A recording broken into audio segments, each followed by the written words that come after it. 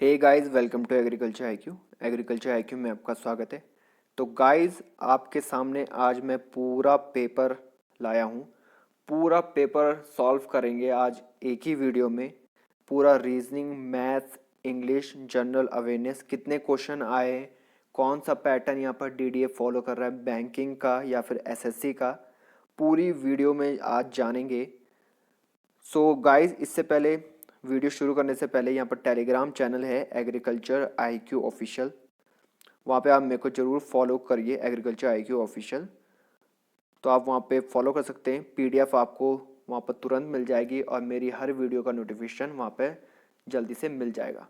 और गाइस, यहाँ बहुत बच्चों की यहाँ पर कंप्लेंट थी कि आपकी वीडियो का नोटिफिकेशन नहीं आ रहा है।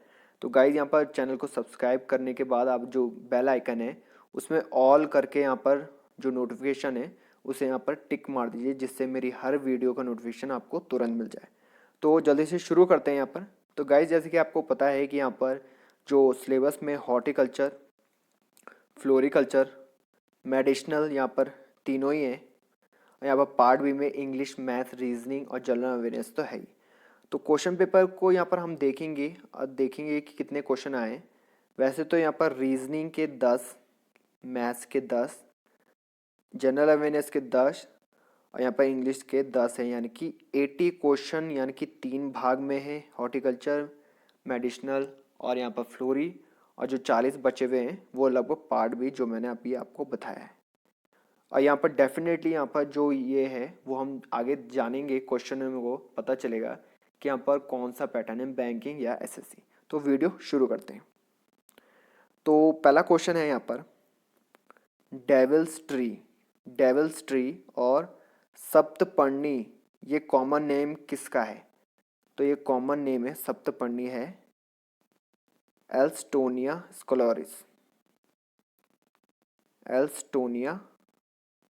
स्क्लोरिस का कॉमन नेम है।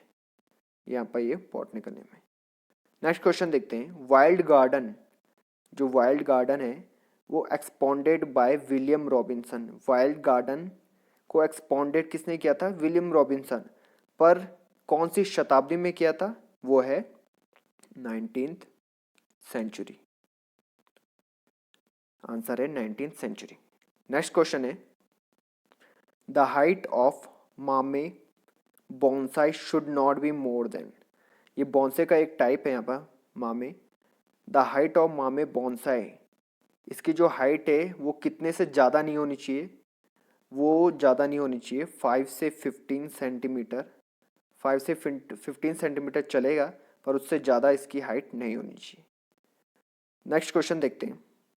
नेक्स्ट क्वेश्चन है, to which family does blazing star belong. Blazing star एक प्लांट है, तो उसकी फैमिली पूछिए, तो उसकी फैमिली है कंपोस्टी। कंपोस्टी इसकी फैमिली है। गाइज, अगर कंपोस्टी अगर ऑप्शन में नहीं है और एस्टेरेसी है फैमिली ऑप्शन में, तो वो भी आपका राइट है। एस्टेरेसी, कंपोस्टी एक ही फैमिली है, तो यही माना जाएगा। आपको ध्यान देना है कि ऑप्शन में क्या है। नेक्स्ट क्वेश्चन है यहाँ पर, for which style of gardening first the plan is made on paper and then execute in the field. कि कौन सी गार्डनिंग है जिसको कि पहले प्लान यहाँ पर पेपर में बनाया जाता है आर्किटेक्चर की तरह, और फिर इसको एग्जीक्यूट किया जाता है फील्ड में। जनरली 3 टाइप की है, फॉर्मल, इनफॉर्मल और यहाँ पर मॉडर्न या फिर हाइब्रिड कह सकते हैं। तो ये आंसर है फॉर्मल। फॉर्मल में जनरली करा जाता है कि पहले पेपर में देख लिया जाता है कि कैसे बनाना है स्ट्रक्चर, और यहाँ पर फिर एग्जीक्यूट किया जाता है फील्ड में। नेक्स्ट है आपका 6th question, which is the main producing and exporting country of सेना लीव्स। सेना बहुत अच्छी यहाँ पर वो प्लांट है यहाँ पर। Medicinal leaves, pod and सेनोसाइड concentrate in the world. तो यहाँ पर जो मेन प्रोड्यूसिंग कंट्री में है, अगर उसमें इंडिया है ऑप्शन में, तो इंडिया यहाँ पर आप डेफिनेटली यहाँ पर टिक करके आगे बढ़ जाएंगे। इंडिया इसका आंसर है। नेक्स्ट है यहाँ पर, which garden is considered as genesis of garden. मतलब कौन सा गार्डन जेनेसिस ऑफ गार्डन है, यानी कि उत्पत्ति, गार्डनों की उत्पत्ति किससे हुई है? तो ईडन आपने जरूर सुना होगा मूवीज़ वगैरह में भी, और वैसे भी ईडन जो है वो जेनेसिस माना जाता है गार्डनिंग का। तो इसका आंसर है ईडन। नेक्स्ट है यहाँ पर Japanese flower arrangement, 8th question. Japanese flower arrangement ikebana, जिसके की 3 मेन लाइन्स है, जिसके बेस पे है, जिसका पहला है हेवन एंड मैन और जो तीसरा है वो है आपका अर्थ। हाल ही में गाइज मैंने यहाँ पर सेशन लिया था यहाँ पर जिसमें हमने फ्लावर अरेंजमेंट या फिर एक्बिना यहाँ पर जाना था। 2-3 दिन पहले की वीडियो है एक्बिना, जिसमें मैंने आपको बताया था कि 3 मेन कंपोनेंट है, हेवन, मैन और अर्थ, यानी कि स्वर्ग, मनुष्य और धरती यहाँ पर। और वो यहाँ पर क्वेश्चन आया हुआ है 2017 के पेपर में, तो ये इंपॉर्टेंट है गाइज, यानी कि अर्थ इसका आंसर है। तो रोज कल्टीवार के बारे में पूछा गया है 9th क्वेश्चन। रोज कल्टीवार अभी सारिका, जो कि म्यूटेंट है। म्यूटेंट किसकी है? ये म्यूटेंट है किस ऑफ फायर, ये नाम है गाइस कल्टीवार का, kiss of fire. Next question है what is the optimum room temperature for pulsing. Pulsing का रूम टेम्परेचर ऑप्टिमम है वो है 93 डिग्री सेल्सियस, 92 से 93 डिग्री सेल्सियस। नेक्स्ट क्वेश्चन है 11th ईव्स एप्रॉन, ये कॉमन नेम किसका है? ईव्स एप्रॉन ये कॉमन नेम है यहाँ पर। तिरमल जिसे आप हिंदी में कहते हैं, ये है ficus rocks Bargi, ficus rocks Bargi. Next है आपका नारकोटिक क्रॉप के बारे में पूछा है कि इनमें से नारकोटिक क्रॉप कौन सी है। यहाँ पर ऑप्शन में बहुत सारे थे पर एक ऑप्शन था यहाँ पर पॉपी, और वही आपका आंसर है, Poppy is the right answer. Next है आपका हीरोइन ड्रग प्रोड्यूस करने के लिए मेडिसिनल प्लांट कौन सा है? तो वो है ओपियम, ओपियम अफीम जिसे कहते हैं ओपियम, यही आंसर है आपका। नेक्स्ट है आपका which is the following commonly used method for extracting oil from flowers. तो जनरली जो फ्लावर है, फ्लावर इंडस्ट्री में तो ऑयल एक्सट्रैक्ट करने के लिए, जैसे रोजमेरी है, बहुत से यहाँ पर प्लांट है, तो एक्सट्रैक्ट करने के लिए जनरली हम एक मेथड यूज़ करते हैं, वो है solvent extraction method. Solvent extraction method, यही आपका आंसर है गाइस, जनरली यूज होता है लेबोरेटरी में भी फ्लोरिकल्चर।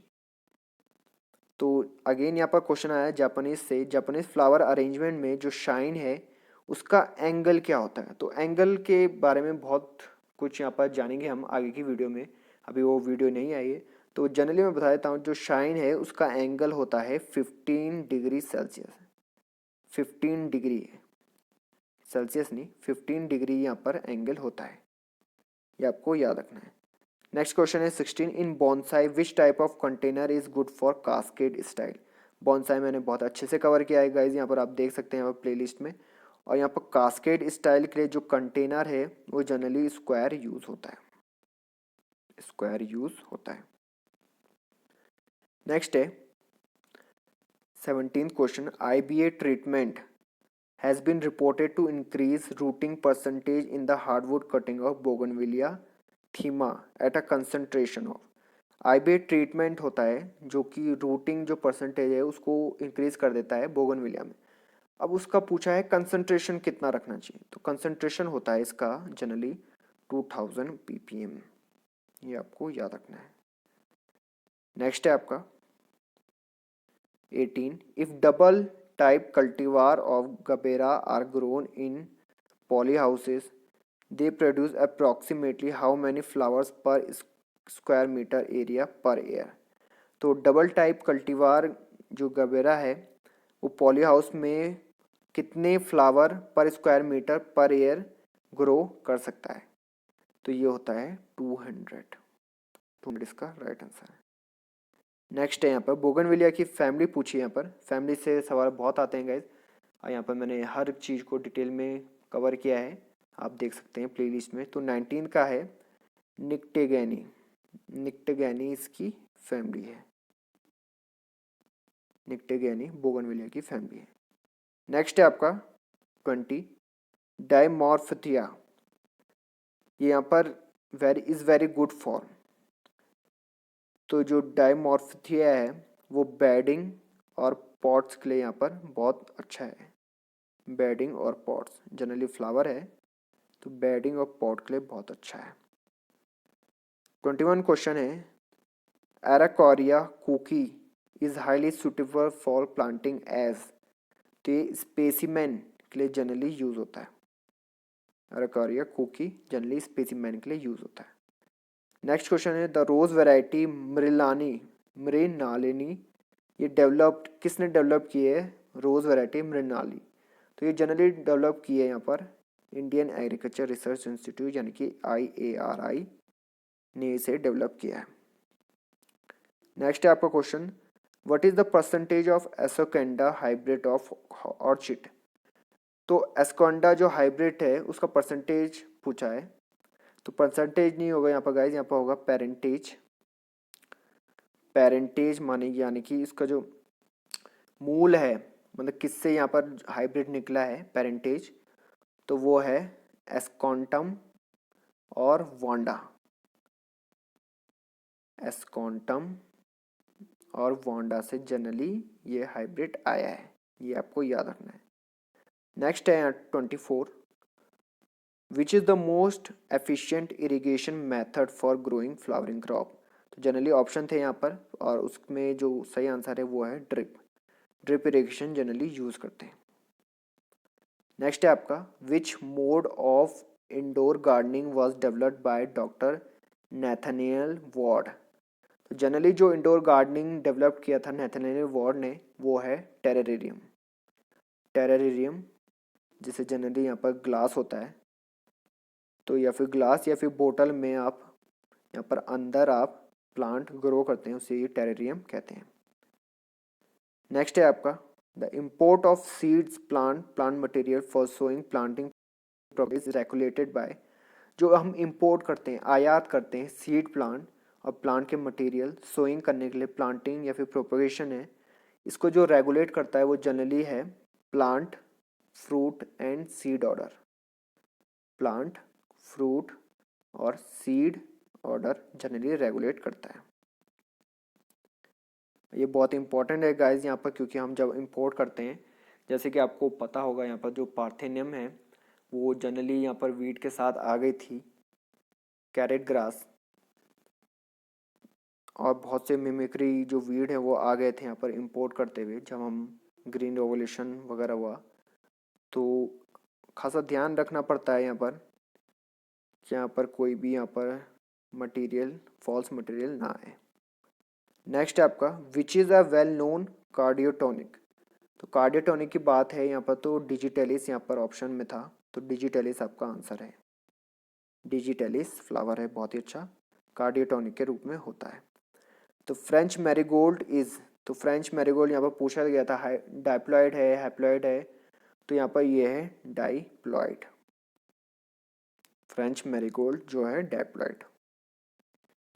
नेक्स्ट है आपका 29, which of the following fungicide is use to prevent rose plant from dieback disease, तो डाईबैक डिजीज जनरली देखी जाती है रोज में, तो फंगिसाइड जो यूज करते हैं हम वो है रोज पेंट।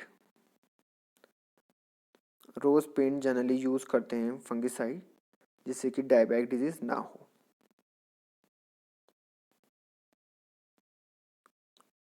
नेक्स्ट क्वेश्चन है, which group of chrysanthemum cultivar is used for making garland and veni bracelet, chrysanthemum का कौन सा ग्रुप है गाइस जो यहाँ पर गार्लैंड और वेनी ब्रेसलेट के रूप में यूज करते हैं, तो जनरली है ग्रुप स्प्रे। स्प्रे यहाँ पर छिड़कने वाला नहीं, स्प्रे एक ग्रुप है क्राइसेंथेमम का जो कि यूज होता है। नेक्स्ट है यहाँ पर question, central institute of medicinal and aromatic plant जो है वो कहाँ है, तो बहुत आसान है ये है लखनऊ में। लखनऊ में। नेक्स्ट है यहाँ पर कैलेक्स स्प्लिटिंग, ये फिजियोलॉजिकल डिसऑर्डर है, ये किससे है, ये है कार्नेशन से। तो जनरली गाइस यहाँ पर जो फ्लावर के जो आउटर पार्ट है वो टूट जाते हैं जनरली और स्प्लिटिंग हो जाती है उसमें, तो ये डिसऑर्डर है यहाँ पर कार्नेशन का। नेक्स्ट है 33 question, gerbera can be grown in red loamy soil जिसका पीएच होता है, पीएच पूछा है तो पीएच जनरली होता है 6 से 6.5, ये आपको याद रखना है। नेक्स्ट है आपका medicinal plant, which medicinal plant is effective for control of blood pressure. कौन सा मेडिसिनल प्लांट है जो इफेक्टिव है ब्लड प्रेशर के लिए। बहुत सारे ऑप्शन थे यहाँ पर गाइस, 4, तो उसमें से जो सही आंसर है वो है विथेनिया सोमनीफेरा, सर्पगंधा जिसे जनरली कहते हैं, withania somnifera, withania somnifera. Next है आपका what is the optimum concentration of sucrose for pulsing gladiolus. तो ऑप्टिमम कंसंट्रेशन पूछा है यहाँ पर सुक्रोज का पल्स ग्लैडुलेस के लिए, तो वो जनरली होता है 20%, 20% यूज होता है। नेक्स्ट है आपका क्राइसेंथेमियम, ये प्रोपोगेटेड किसके थ्रू होता है। प्रोपोगेशन से सवाल डेफिनेटली गाइस 2 से 3 क्वेश्चन बन सकते हैं, तो आपको खासा ध्यान रखना है कि प्रोपोगेशन आपका सही हो। जो क्राइसेंथेमियम का प्रोपोगेशन है वो जनरली होता है टर्मिनल कटिंग से, टर्मिनल कटिंग से। नेक्स्ट है आपका 37 which of the following shrub is grown as indoor flowering pot plant. तो यहाँ पे श्रब के बारे में पूछा है जो कि इंडोर फ्लावरिंग पॉट प्लांट के यूज में होता है, वो है बेलोप्रिन, बेलोप्रिन जनरली यूज होता है। नेक्स्ट है यहाँ पर in rose vitamin C is found in, तो जगह पूछी है यहाँ पर, रोज का प्लांट है तो विटामिन सी जनरली कहाँ पे होता है, तो वो होता है रोज के हिप्स में, यानी कि रोज के जो इन्फ्लोरेसेंस है उसी में होता है रोज हिप्स।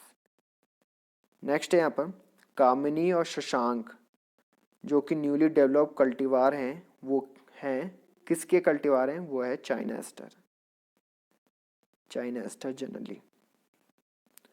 नेक्स्ट है यहाँ पर axis is powerful in, X के बारे में पूछा है। जो एक्सिस है वो जनरली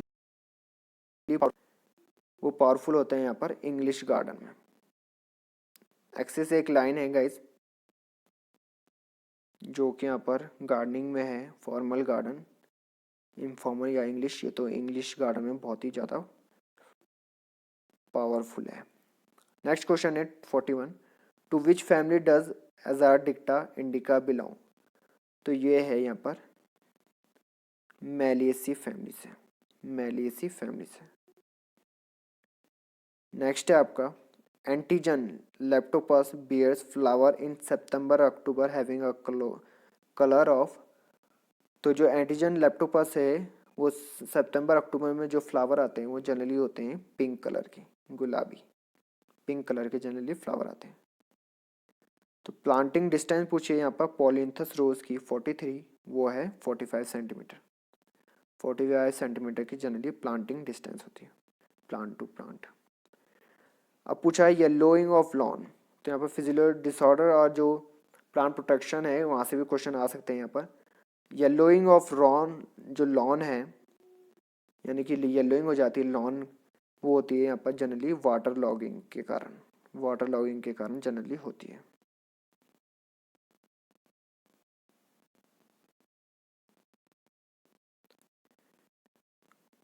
तो गाइज एक चीज़ यहाँ पर जो विथेनिया सोमनीफेरा है जनरली अश्वगंधा जिसे कहते हैं, सर्पगंधा वहाँ पे गलत है, तो अश्वगंधा विथेनिया सोमनीफेरा, ये भी आपको याद रखना है।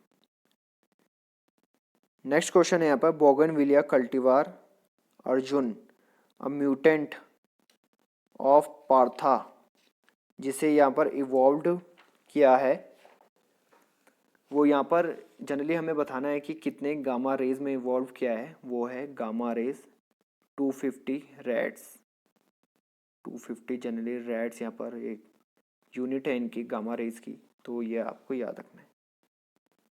तो सेकंड शिलाजीत कौन सा मेडिसिनल प्लांट को बोला जाता है, तो ये है सफ़ेद मूसली, सफ़ेद मूसली को जनरली सेकंड शिलाजीत कहते हैं।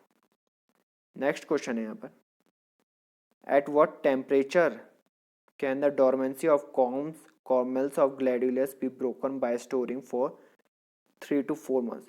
तो यहाँ पर जनरली पूछा है कि 3 से 4 महीने में यहाँ पर जो डोरमेंसी है ग्लैडुलस के कॉम्स कॉर्मेल की, वो हम ब्रेक कर सकते हैं कितने टेम्परेचर में, तो ये जनरली टेम्परेचर होता है यहाँ पर 4 से 5 डिग्री सेल्सियस।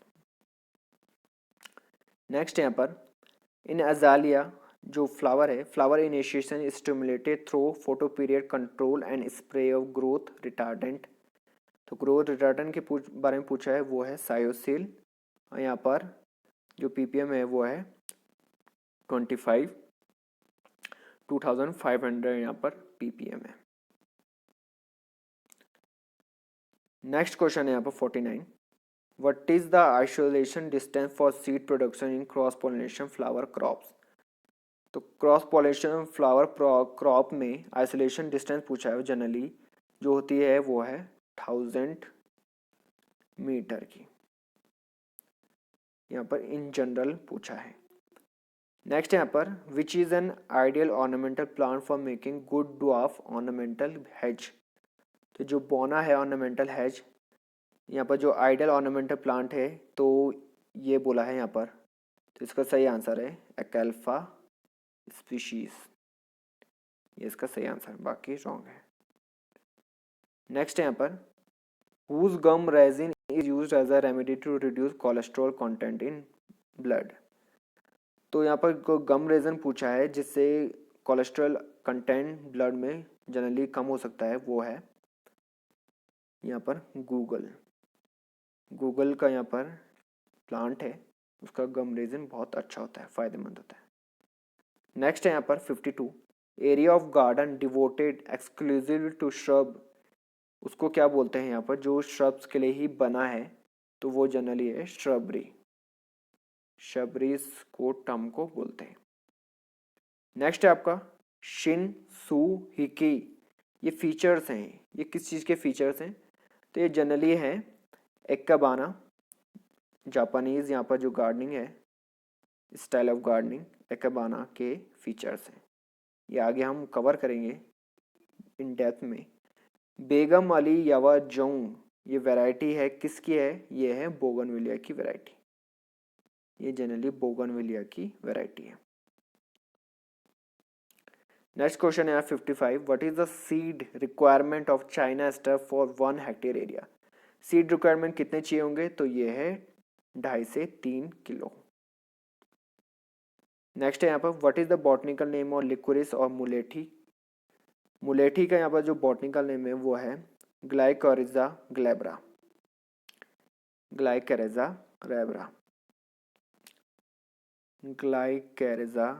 रैब्रा। जनरली यहाँ पर खांसी जुकाम और गले के लिए बहुत फायदेमंद है मुलेठी, तो जो बॉटनिकल नेम है वो ग्लाइकोरिजा ग्लैब्रा है।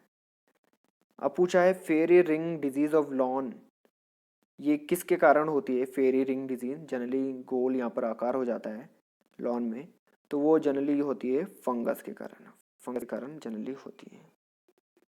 नेक्स्ट यहाँ पर 58 question, art of training plant into shapes, यानी कि शेप्स स्टैचू बर्ड्स एनिमल में यहाँ पर तरह तरह के यहाँ प्लांट से यहाँ पर दिखाते हैं, यहाँ पर एलिफेंट या फिर कुछ भी जिराफ वगैरह, जनरली प्लांट की थोड़ा कटिंग से यहाँ पर ट्रेनिंग होती है, जो उस कला को क्या बोलते हैं, उसको बोलते हैं हम टोपेरी उस टर्म को बोलते हैं या फिर आर्ट को। नेक्स्ट है यहाँ पर 59 question, gladiolus hybrid Apsara produce a spike length of, जहाँ पर जो ग्लैडियलस हाइब्रिड है अप्सरा, इसमें जो स्पाइक की लेंथ है वो जनरली होती है 97 सेंटीमीटर, 96 से 97 सेंटीमीटर जनरली होती है। तो यहाँ पर प्लांट टाइम पूछा है, प्लांटिंग टाइम ग्लैडियलस की नॉर्थन प्लेन में, तो ग्लैडियलस की जनरली जो प्लांटिंग जो टाइम है वो है सितंबर से अक्टूबर, ये भी आपको याद रखना है। नेक्स्ट है आपका which of the following has a violet colour foliage, तो इनमें से वायलेट कलर फॉलिएज कौन सा है, तो वो है आपका गैनरिया ऑरेंटिका जनरली यहाँ पर वायलेट कलर फॉलिएज है। नेक्स्ट है आपका 62, what is the right stage of harvesting for distant marketing of gladiolus spike, तो राइट स्टेज कौन सी है हार्वेस्टिंग करने की ग्लैडियलस स्पाइक की, तो ये तब है गाइस जब जो लोअर मोस्ट फ्लावर है जब उसमें कलर आ जाए तब उसको यहाँ पर हार्वेस्ट किया जा सकता है। व्हेन लोअर मोस्ट जो फ्लावर है, फ्लावरेट शोज कलर, जब वो कलर शो करेगा तब उसको यहाँ हार्वेस्टिंग का टाइम है। विच is the red colour variety of anthurium, तो एंथोरियम के बारे में बोला है कि रेड कलर वेराइटी कौन सी है, तो इसका आंसर है एवाक्लोडिया। ऑप्शन में है एवाक्लोडिया, जनरली था तो एवाक्लोडिया है रेड कलर वेराइटी। नेक्स्ट है आपका 64, एट प्रेजेंट, यानी कि प्रेजेंट में which Indian state has the maximum area under floriculture, तो यानी कि वो 2017 की बात हो रही थी गाइस, 2016-17 का, तो वो है उस समय यहाँ पर था कर्नाटका। क्या आप कमेंट में बता सकते हैं गाइस कि यहाँ पर अभी जो प्रेजेंट है, जो मैक्सिमम एरिया है फ्लोरिकल्चर का, वो किसका है? कमेंट करिए जरूर। नेक्स्ट है यहाँ पर 65, pinching is required in, pinching generally use होती है, वो होती है डहेलिया में। तो पिंचिंग होती क्या है गाइस, तो पिंचिंग यहाँ पर जो फिंगर से जनरली हम जो बर्ड्स हैं यहाँ पर वो तोड़ते हैं ताकि जो इनिशिएशन हो सके, मतलब जो श्रब में जो प्लांटिंग हो सके वो जनरली तेज़ी से हो सके, इनिशिएशन हो सके, तो यहाँ पर ये जनरली प्लांट रहता है, तो बर्ड्स उसकी तोड़ देते हैं ताकि वो जल्दी से यहाँ पर बढ़ सके, उसकी जो श्रबी सेंस है वो बढ़ सके। नेक्स्ट है यहाँ 66, in which month is the top dressing of lawn is done, तो टॉप ड्रेसिंग जो जनरली होती है वो है फरवरी में होती है। नेक्स्ट है आपका 67, what is the optimum light requirement for vanda genera of orchid, तो ऑप्टिमम लाइट रिक्वायरमेंट पूछिए यहाँ पर, तो वो है 800 कैंडल्स, 800 कैंडल्स। कैंडल जनरली यहाँ पर लाइट की मापने की यूनिट है। नेक्स्ट यहाँ पर the ideal range of temperature for indoor plant is around, ideal range of temperature पूछा है यहाँ पर इंडोर प्लांट के लिए, तो वो जनरली होता है 15 से 21 के बीच, ये भी आपको याद रखना है। नेक्स्ट यहाँ पर पूछा है सफ़ेद मूसली के बारे में, उसकी फैमिली पूछी है, तो वो है एस्परेजिसी, एस्परेजिसी जनरली इसकी फैमिली है। नेक्स्ट है आपका which of the following is not the principle of landscaping, तो प्रिंसिपल यहाँ पर जनरली बात करेंगे आगे, तो यहाँ पर ऑप्शन में था एक लाइन, तो लाइन जनरली प्रिंसिपल नहीं है यहाँ पर, क्योंकि हमसे नहीं पूछा है तो ये प्रिंसिपल नहीं है, तो लाइन ही आपका आंसर हो जाएगा। नेक्स्ट है आपका which plant is used as a ground cover having green colour foliage, तो वो है क्यूपिया ग्लैलोनिका, क्यूपिया गैरलोनिका यहाँ पर जनरली ग्राउंड कवर है, प्लांट है जो कि ग्रीन कलर फॉलिएज है। जो ऑब्लिक स्टाइल है बोनसाई की उसे जनरली कहते हैं शकागन, शकाकन जनरली कहते हैं। तो ऑब्लिक जैसे कि यहाँ पर ये है यहाँ पर पॉट, तो जनरली इस तरीके से यहाँ पर तिरछे आकार में बोनसाई होता है, तो उसे यहाँ पर ऑब्लिक उसे कहते हैं शकागन। तो लार्जेस्ट एक्सपोर्टर पूछा है कट फ्लावर का, वो है यहाँ पर नीदरलैंड, नीदरलैंड लार्जेस्ट एक्सपोर्टर है कट फ्लावर का। नेक्स्ट है आपका which is the first plant clone by tissue culture, तो टिश्यू कल्चर में पहला प्लांट क्लोन किया गया था वो था ऑर्चिड, ऑर्चिड जनरली यूज होता है। तो running water in the form of लालटेन और fountain is the main feature of, तो रनिंग वाटर जैसे ही गाइस आएगा और लालटेन और फाउंटेन के बारे में आएगा, तो आंख बंद करके यहाँ पर मुगल गार्डन या फिर फॉर्मल, ये जनरली यहाँ पर इसकी स्पेशलिटी है मुगल गार्डन की कि लालटेन और फाउंटेन या फिर रनिंग वाटर जनरली यूज होता है। नेक्स्ट है यहाँ पर इनफॉर्मल हैजिंग, ये जनरली किस चीज़ से होता है, किस चीज़ से बना होता है इनफॉर्मल हैजिंग, तो जनरली होता है प्लांट के मटेरियल से, प्लांट के मटेरियल से जनरली यूज होता है। नेक्स्ट है यहाँ पर क्वेश्चन मनी प्लांट ये एक पॉपुलर क्या है, तो ये जनरली पॉपुलर क्रीपर है, क्रीपर प्लांट है। नेक्स्ट है आपका लाइट रिक्वायरमेंट, लाइट रिक्वायरमेंट लो टाइप इंडोर प्लांट में कितनी चाहिए रहती है, तो ये रहती है 750 लक्स। लो टाइप इंडोर प्लांट में, लो मीडियम और लार्ज टाइप होते हैं, तो लो में यहाँ पर 750 रहती है। तो यहाँ पर कास्ट आयरन प्लांट का बॉटनिकल नेम बोला है, तो कास्ट आयरन यहाँ पर जनरली इंडोर प्लांट है, तो उसका जो नाम है वो है aspidistra elatior. Aspidistra elatior botanical name of cast iron. Next है आपका dahlia belong to the family, 80 question, वो है एस्टेरेसी।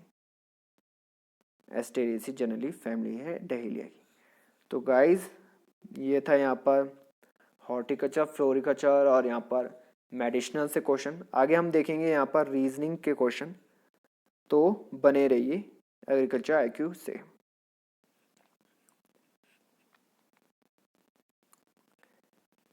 हे गाइस, यहाँ पर अब हम बात करते हैं यहाँ पर रीजनिंग की, कि रीजनिंग में क्या क्या है। तो आप देख सकते हैं यहाँ पर कि जो क्वेश्चंस हैं यहाँ पर वो लगभग 10-10 के अकॉर्डिंग है, यानी कि रीजनिंग में आपके 10 आए, एप्टीट्यूड या अर्थमेटिक जिसे बोलते हैं उसमें 10, इंग्लिश के भी 10 क्वेश्चन हैं, और जो जनरल अवेयरनेस है 10। तो यहाँ पर जो 120 का जो क्राइटेरिया है उसमें लगभग 80 क्वेश्चन तो यहाँ पर हॉर्टिकल्चर, मेडिसिनल, यहाँ पर फ्लोरिकल्चर से हैं, और जो बचे हुए 40 क्वेश्चन हैं वो यहाँ पर रीजनिंग, अर्थमेटिक, इंग्लिश और जनरल अवेयरनेस के। तो देख लेते हैं यहाँ पर रीजनिंग के क्या क्या क्वेश्चन आए, और इन डेप्थ यहाँ पर एनालिसिस करेंगे कि कैसे आप इसको निकाल सकते हैं। और यहाँ पर मैं ये भी बताते रहूँगा कि कौन से टॉपिक से यहाँ पर क्वेश्चन आया है। तो पहला क्वेश्चन है यहाँ पर देखिए, 90 people attended a party where 2 stalls provided cutlet and sweet respectively। यानी कि 90 लोग हैं जो कि पार्टी में आए, किसी पार्टी में आए हैं, जिसमें कि 2 स्टॉल हैं, एक में कटलेट और एक में स्वीट। ठीक है, आगे देखते हैं। 21% वर फास्टिंग, 21% ने का उपवास था। तो यानी कि सीधे सीधे जब 21 ने नहीं खाया है तो यहाँ पर जो 69 है उन्होंने लगभग अटेंड किया होगा। अटेंड इन अ सेंस कि उन्होंने खाना खाया होगा। ये बात समझ में आ रही है? बहुत बेसिक से चल रहा हूँ मैं यहाँ पे। 21% were fasting and did not take anything. ठीक है, 41% टुक एस, यानी कि 41% ने स्वीट लिया और 37% ने कटलेट लिया। ये हमें निकालना है, find the number of person who took both the item. तो चीज़ें आपको समझ में आ रही होगी। सीधे चलते हैं, यहाँ पर सी पर कटलेट है और एस यहाँ पे स्वीट है। हमें कहा गया है कि 90 लोग थे, 90 लोग में से यहाँ पर 21 की फास्टिंग यानी कि 69 ने अटेंड किया होगा। कटलेट खाने वालों की जो संख्या है वो लगभग 37 है, और यहाँ पर जो स्वीट है वो 41 है। अब हमें पता है कि 69 लोगों ने खाया है, तो यहाँ पर 69 लोगों ने जो खाया है वो कटलेट स्वीट में से ही खाया होगा। तो इन दोनों को अगर हम जोड़ेंगे तो आएगा आपका 78, जो कि ज़्यादा है 69 से। तो यानी कि जो 9 होंगे, यानी कि 9 जो होंगे उन लोगों ने दोनों चीज़ खाई होगी, तो वही आपका आंसर है। आई होप आपको क्लियर हो रहा होगा कि 9 इसका आंसर है, 9 जिन्होंने दोनों चीज़ खाई। आई होप आपको क्लियर हो रहा होगा। नेक्स्ट क्वेश्चन देखते हैं यहाँ पर। इन a row P and Q are standing second and third from right and left respectively. When they interchange position, P is 10th from the right and how many people are standing the row? इसका simple logic है यहाँ पर guys, कि जैसे कि अगर राम की position आपको फाइंड करनी है तो आपको दोनों जगह से उसकी पोजीशन पता होनी चाहिए। जैसे कि राम की पोजीशन अगर लेफ्ट से 12th है और राइट से यहाँ पर मान लीजिए 3 है, तो उसकी जो पोजीशन होगी वो होगी 12 + 3 - 1 यानी कि 14। आई मीन 14 यहाँ पर लोग होंगे पूरी रो में। तो इसी तरीके से आपको देखना है कि in a row P and Q are standing, यानी कि P जो है P and Q are standing second and third from right and left end. जो P है वो सेकेंड है यहाँ पर राइट से, पहला दूसरा P, और जो Q है वो थर्ड है लेफ्ट से, Q थर्ड है लेफ्ट से, 1 2 और ये तीसरा। जब उन्होंने पोजीशन चेंज की, व्हेन दे इंटरचेंज यहाँ पर पोजीशन, तो P पी अगर यहाँ पर पोजीशन चेंज की तो पी यहाँ पर आ जाएगा। पी की जो पोजीशन है राइट हैंड से वो 10th है। अब आपको देखना है कि पी की पोजीशन यहाँ पर कितनी थी। पी की पोजीशन यहाँ पर थी तीसरी, और यहाँ पर हमें राइट से भी मिल गया कि 10वीं। तो यहाँ पर सीधे सीधे आपका आंसर आ जाएगा कि 3 + 10 - 1 यानी कि 12 आपका आंसर आ जाएगा। How many people are standing in the row. I hope आपको क्लियर हो रहा होगा। सिंपल गाइस, हमने बहुत ही सिंपल किया यहाँ पर कि यहाँ पर ये थी, हमें कहा गया था पी और क्यू ये हैं। क्यू की यहाँ पर दे रखा था कि इतनी पोजीशन है, पी की यहाँ पर तीसरी पोजीशन है।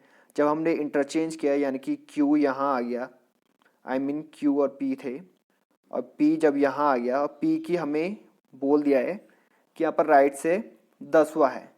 अब आपको यहाँ पर पी यहाँ से भी पता चल गया, लेफ्ट से और राइट से भी, तो हमें सिर्फ इक्वेशन में रखना है और आपका आंसर आ जाएगा 12।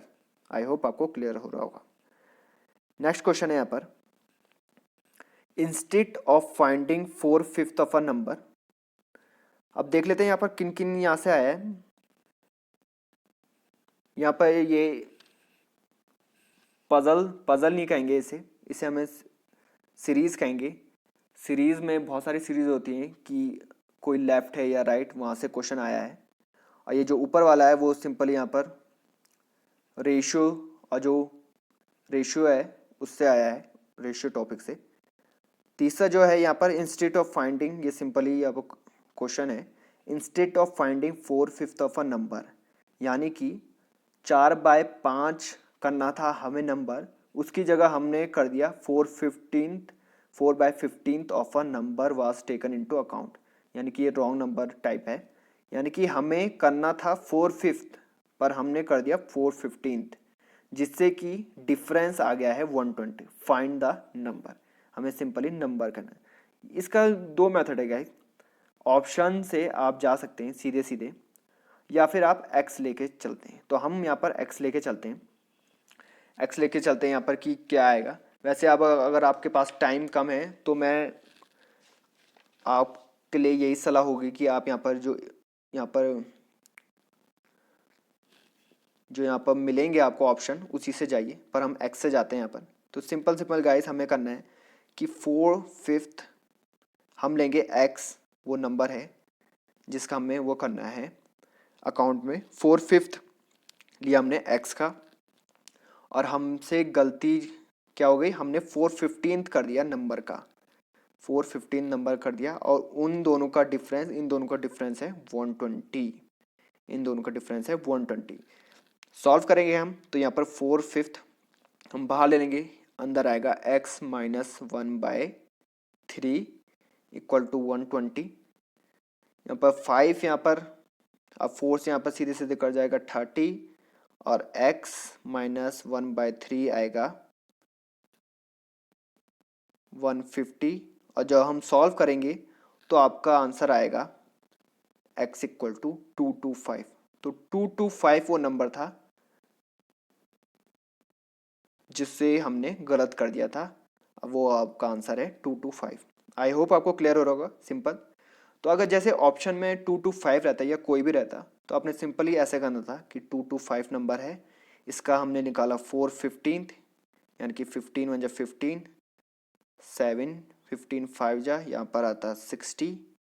अब 4/5 ऑफ 225 यानी कि 5 4 जा 25, 4 5 जा 20 यानी कि 180, और इन दोनों का डिफरेंस यानी कि 120 है, तो ये 120 ही आ रहा है और आपका आंसर सीधा आ गया। पर यहाँ पर मैंने ऑप्शन हटा रखे हैं, तो आप एक्स से करिए, बहुत ही जल्दी आपका आंसर आ जाएगा। नेक्स्ट में यहाँ पर ये ब्लड रिलेशन से आया है।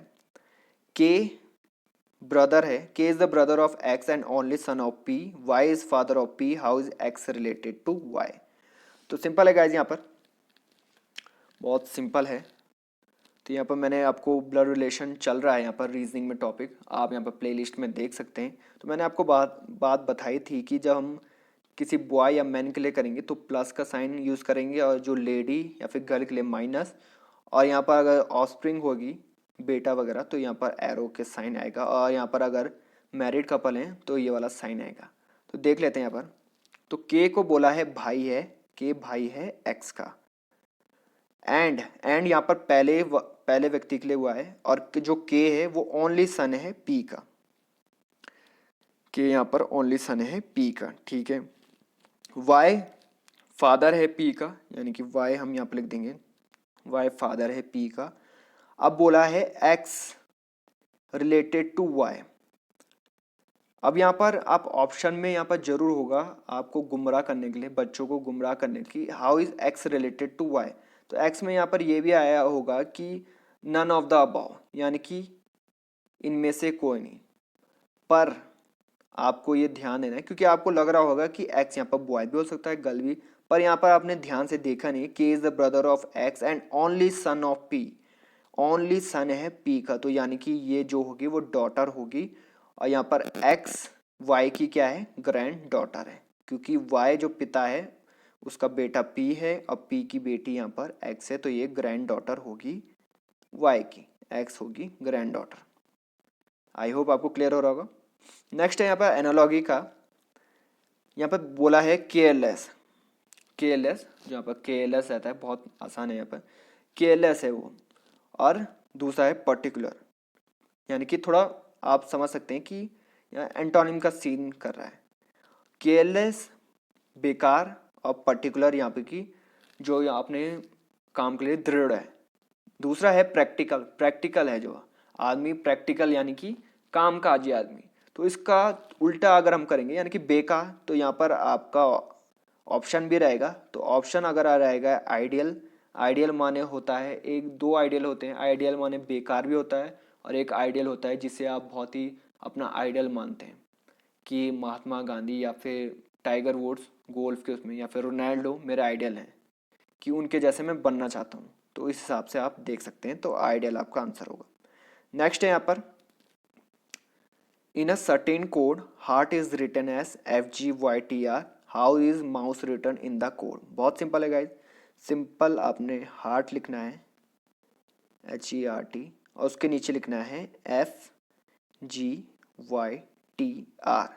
अब आपने ये देखना है कि ये कैसे आया। अगर आप ध्यान से देखेंगे तो आप देखेंगे इन दोनों के बीच डिफरेंस है। मैं यहाँ पर चेंज कर लेता हूँ, आपको ज़्यादा समझ में आएगा। FGH आ गया, इन दोनों के बीच यहाँ पर EFG आ रहा है। अब Y और A में आप देखेंगे YZA, यानी कि एक बढ़ रहा है YZA, इन दोनों में RST और इसमें TQR आ रहा है। सिंपल, जैसे ही आपको ये पता चला तो आपने माउस में लगा देना है, माउस, ये है माउस। तो यहाँ पर हम करेंगे यानी कि FGH, यानी कि यहाँ पर आएगा KLM। दूसरा है EFG, यानी कि OP और Q। सिमिलरली U है यहाँ पर, तो U है यहाँ पर, तो यहाँ पर आ जाएगा STU। यहाँ पर S है और यहाँ पर RST, यानी कि एक बढ़ रहा है, तो यहाँ पर आ जाएगा U और यहाँ पर आ जाएगा C। तो आपका आंसर हो जाएगा KQSUC। सिंपल गाइस, दोबारा देख लेते हैं। सिंपल गाइस, यहाँ पर आपने देखना है जैसे आपको लिखा रहेगा heart in a certain code heart is written, heart को उन्होंने लिखा है FGYTR। तो आपको वैसे ही सिंपल ही यहाँ पर आप जल्दी जल्दी यहाँ पर माउस लिख दीजिए। यहाँ पर आपने देखा है कि ये F एक बढ़ रहा है नीचे से FGH, यहाँ पर EFG यहाँ पर +1 हो रहा है EFG, यहाँ पर आप देखेंगे तो +1 हो रहा है YZA, यहाँ पर आप देखेंगे तो बिल्कुल अल्टरनेट चल रही है एक एक। तो सिमिलरली आपने यहाँ पर भी वही पैटर्न करना है और आपका आंसर आ जाएगा। कई टाइम पे गाइज यहाँ पर ऐसा भी आता है कि हार्ट लिखा है और आपको ऐसे इस तरीके से यहाँ पर होगा, तो क्वेश्चन के हिसाब से आपको फाइंड आउट करना है कि एक पैटर्न क्या बन रहा है। आई होप आपको क्लियर हो रहा होगा। नेक्स्ट है यहाँ पर, ये यहाँ पर डायरेक्शन का क्वेश्चन है। A man walks 9 kilometre toward east, a man walk 9 kilometre toward east, तो यहाँ पर 9 किलोमीटर कर दिया हमने, 9 किलोमीटर टुवर्ड्स ईस्ट। फिर वो चला टर्न्स लेफ्ट, लेफ्ट गया, ठीक है लेफ्ट गया, और फिर 8 किलोमीटर चला। उसके बाद देन ही टर्न राइट, यानी कि राइट गया, वो राइट इधर की साइड होगा। अब आप ये मत बोलिएगा कि इधर की साइड है, उसका मुंह इधर की साइड है, तो राइट इसका यहाँ होगा।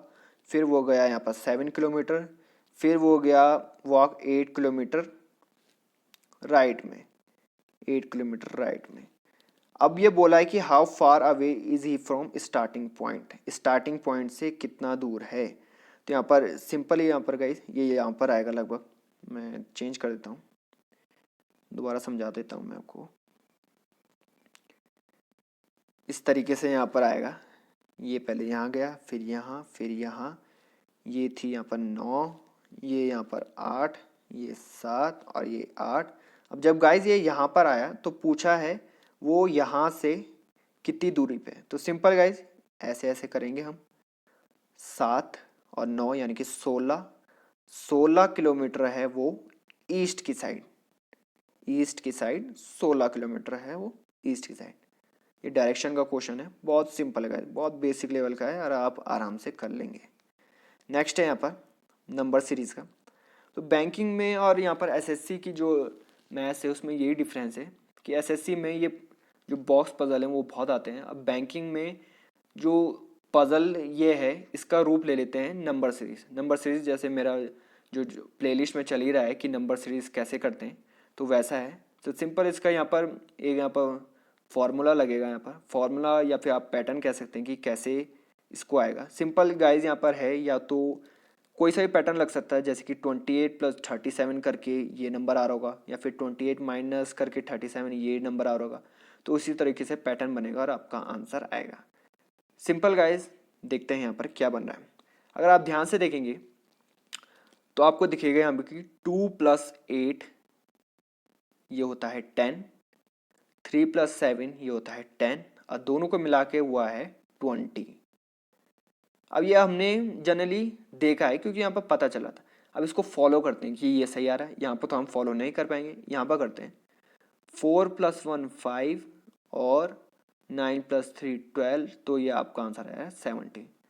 तो ये पैटर्न बन रहा है। उसी हिसाब से यहाँ पर 6 + 1 7, 5 + 6 11 और आपका आंसर आएगा 18। आई होप आपको क्लियर हो रहा है। लगभग 10 से 11 सेकंड का सवाल है गाइस, ये बहुत ही ज़्यादा बेसिक है यहाँ पर और आप इसको कर लेंगे। नेक्स्ट है यहाँ पर कंप्लीट द एनालॉजी, ये भी इसी का रूप है थोड़ा। तो देखते हैं यहाँ पर 30, 42, फिर 72, फिर है क्वेश्चन मार्क। जनरली यहाँ पर कोई पैटर्न फॉलो करता है, यहाँ पर किसी का डिफरेंस हो सकता है या फिर स्क्वायर। तो यहाँ पर पहले सबसे पहले आपने देखना है कि स्क्वायर से हो रहा है कि नहीं। तो 30 की अगर हम बात करें तो ये स्क्वायर सबसे नज़दीक किसके हैं, यानी कि 5 स्क्वायर 25 + 5 यहाँ से लिख सकते हैं। ये हो गया गाइस, समझ में आ रहा है। 42 को आप कैसे लिख सकते हैं, 42 यहाँ पर 7 7 या 49 भी हो सकता है, या फिर 6 से कर से देखें, 6 से 30 से और 36 में अगर हम 6 करें प्लस तो 42 आ रहा है। तो आप देख सकते हैं पैटर्न कि हमने स्क्वायर किया और उसी का यहाँ पर प्लस किया तो आपका आंसर आ रहा है। अब 72 किसके नज़दीक है, 72 अगर हम देखेंगे तो अगर हम 8 का स्क्वायर करें 64 + 8 करें तो यहाँ पर 72 आ रहा है, बहुत सही, ठीक है। अब आपने देखा कि 5 और उसके बाद 6 आ रहा है, तो यानी कि हम 9 का करेंगे, 9 9 या 81 और 81 में अगर हम 9 करेंगे तो आएगा आपका आंसर 90 और वही आपका आंसर है, यानी कि 72 और 90 आपका आंसर हो गया। आई होप आपको क्लियर हो रहा होगा। कई बार ऐसा भी होता है कि आपका आ गया कि 5 स्क्वायर करेंगे फिर माइनस का यहाँ पर पैटर्न बनेगा। तो जैसा क्वेश्चन है वैसे ही आपको अपना जो मेथड है वो लगाना पड़ेगा। नेक्स्ट है आपका, तो यहाँ पर 10 क्वेश्चन हो गए गाइज। अब हम आते हैं अर्थमेटिक में। अर्थमेटिक में हम आते हैं कि अर्थमेटिक में क्या क्या है। अब देखते हैं हम, पहला क्वेश्चन है even after reducing the marked price of an article by 68, a trader still makes a profit of 20% on it. If the cost price is 360, what approximate percentage of profit would be have made if he had sold it at the marked price? तो simple है guys, यहाँ पर बहुत simple है ये। तो marked price का खेल है simple. Even after reducing the market price of an article by 68, a trader still make a profit of 20% on it. तो यानी कि प्रॉफिट का सिंपल फॉर्मूला है यहाँ पर, प्रॉफिट का है कि selling price minus cost price by cost price into 100। तो यहाँ पर बोला है कि 20% इसको प्रॉफिट हुआ है, ठीक है, 20% हुआ है और कॉस्ट प्राइस दे रखी है यहाँ पर 360। तो सेलिंग प्राइस क्या होगी, सेलिंग प्राइस देख लेते हैं। यहाँ पर सेलिंग प्राइस को हम एक्स ले लेंगे, यहाँ पर लिखेंगे 360 फिर इनटू 100। तो जब आप करेंगे यहाँ पर गाइस,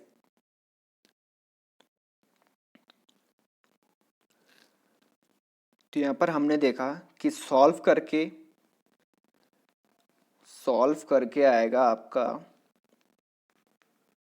आप सॉल्व कर लीजिएगा। तो सॉल्व करके आएगा आपका 432। तो यहाँ पर ये न्यू मार्क्ड प्राइस है।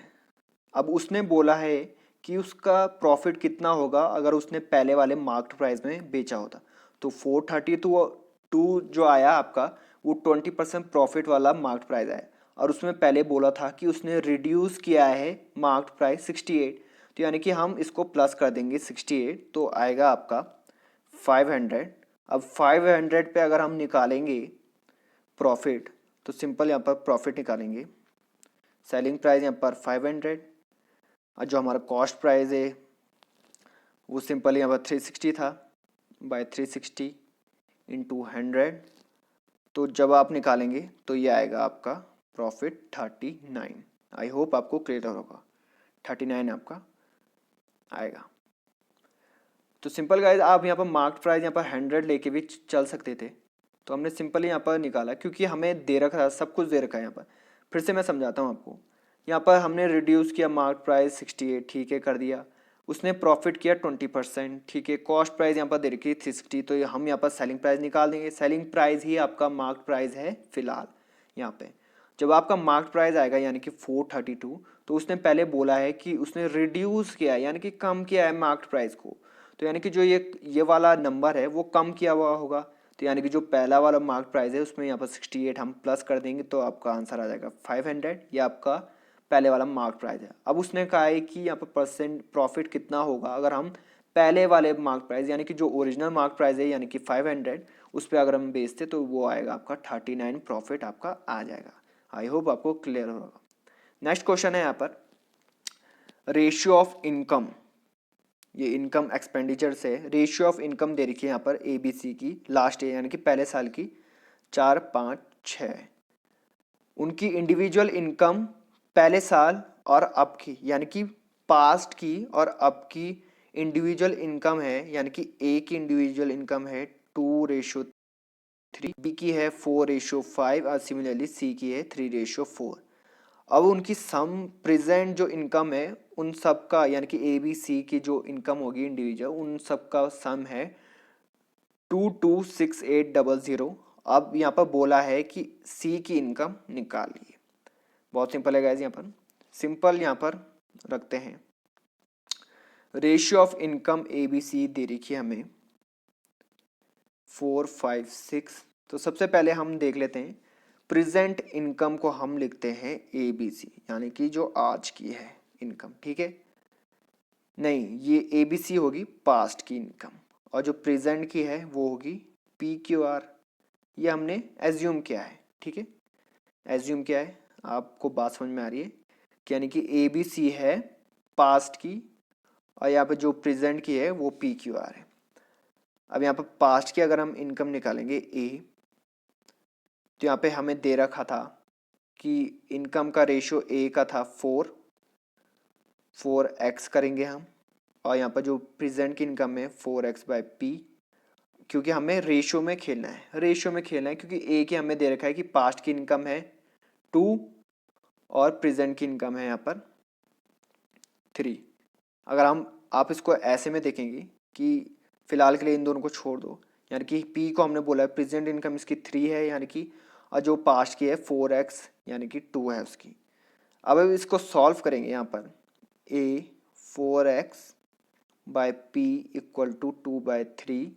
इसको सॉल्व करेंगे तो P की वैल्यू आएगी 6x। आप सॉल्व कर दीजिएगा, बहुत सिंपल है। 2 से यहाँ पे ये दोनों इंटू होंगे, then P equal to 6x। उसी तरह यहाँ पर B का करना है आपको, B 5x/9 4/5। Q की वैल्यू आएगी यहाँ पर 25x/4 सिमिलरली यहाँ पर c की आएगी 6x/r, 3/4 और r की वैल्यू आएगी 8x। अब हमने पहले ही कहा था आपको अज्यूम करने से पहले कि पी क्यू आर को बोला है हमने प्रेजेंट इनकम, और प्रेजेंट इनकम का हमें टोटल दे रखा है। तो सिमिलरली पी क्यू और आर की जो वैल्यू है उसको प्लस करेंगे, इक्वल टू में रखेंगे हम जो हमारी बोला है 226800। जब हम रखेंगे तो आपका जो बनेगा वो होगा 6x plus 25x/4 8x equal to 226800। अब यहाँ पर इनका एलसीएम निकालेंगे तो आएगा आपका 4 6 24, वो ऊपर चल जाएगा 25x 32, ये यहाँ पर 4 यहाँ पर इंटू में चले जाएगा और सिंपल यहाँ पर इनको टोटल करके आपको x निकालेगा। तो x जो आएगा आपका, तो x निकाल के ही आपका आंसर खत्म नहीं होगा।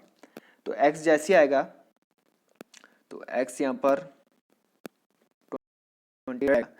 तो अब हमें बोला है कि यहाँ पर q की प्रेजेंट इनकम क्या है, तो q यहाँ पर हमने निकाला था, यहाँ पर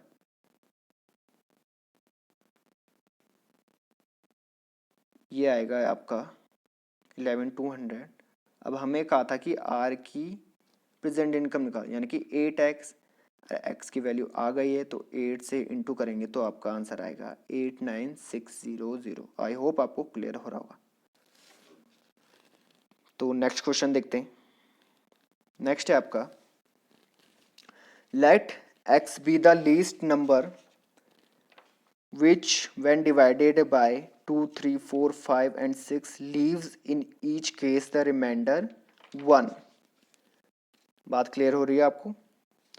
तो यानी कि सिंपल है गाइस, x वो छोटा सा छोटा नंबर है जिसे हम डिवाइड करेंगे 2 3 4 5 और 6 से, वो यहाँ पर रिमाइंडर छोड़ेगा 1। पर जब हम 7 से डिवाइड करेंगे तो रिमाइंडर कुछ नहीं छोड़ेगा। तो हमें सम निकालना है, डिजिट का सम क्या आएगा x। बहुत सिंपल है गाइस, यहाँ पर 2 3 4 5 6 लीस्ट नंबर, जैसे ही आपको बोला जाएगा लीस्ट नंबर तो सिंपल आप आंख बंद करके यहाँ पर एलसीएम निकाल देंगे। 2 3 4 5 और 6 यहाँ पे बोला है हमें कि लीस्ट नंबर यहाँ पर फाइंड आउट करना है। लीस्ट नंबर जब हम फाइंड आउट करेंगे तो आपका सिंपल आएगा यहाँ पर आंसर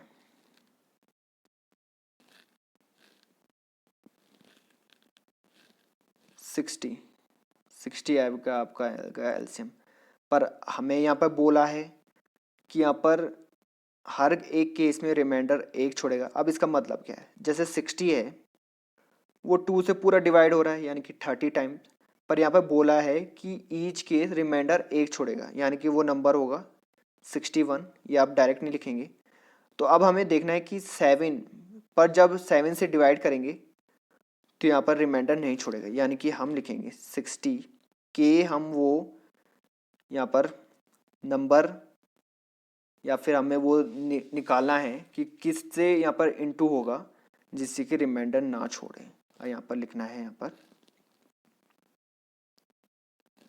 7, क्योंकि 7 से इनटू हो रहा है, यानी कि k की वैल्यू क्या होगी कि यहाँ पर 1 हम ऐड करेंगे और रिमाइंडर यहाँ पर कुछ नहीं छोड़ेगा। तो हम देख लेते हैं, यहाँ पर 1 से इंटू करेंगे 61 या 60 प्लस 1, ये 7 से नहीं हो रहा है। 2 से करेंगे 121 नहीं होता है। 3 से करेंगे 181 नहीं होता है।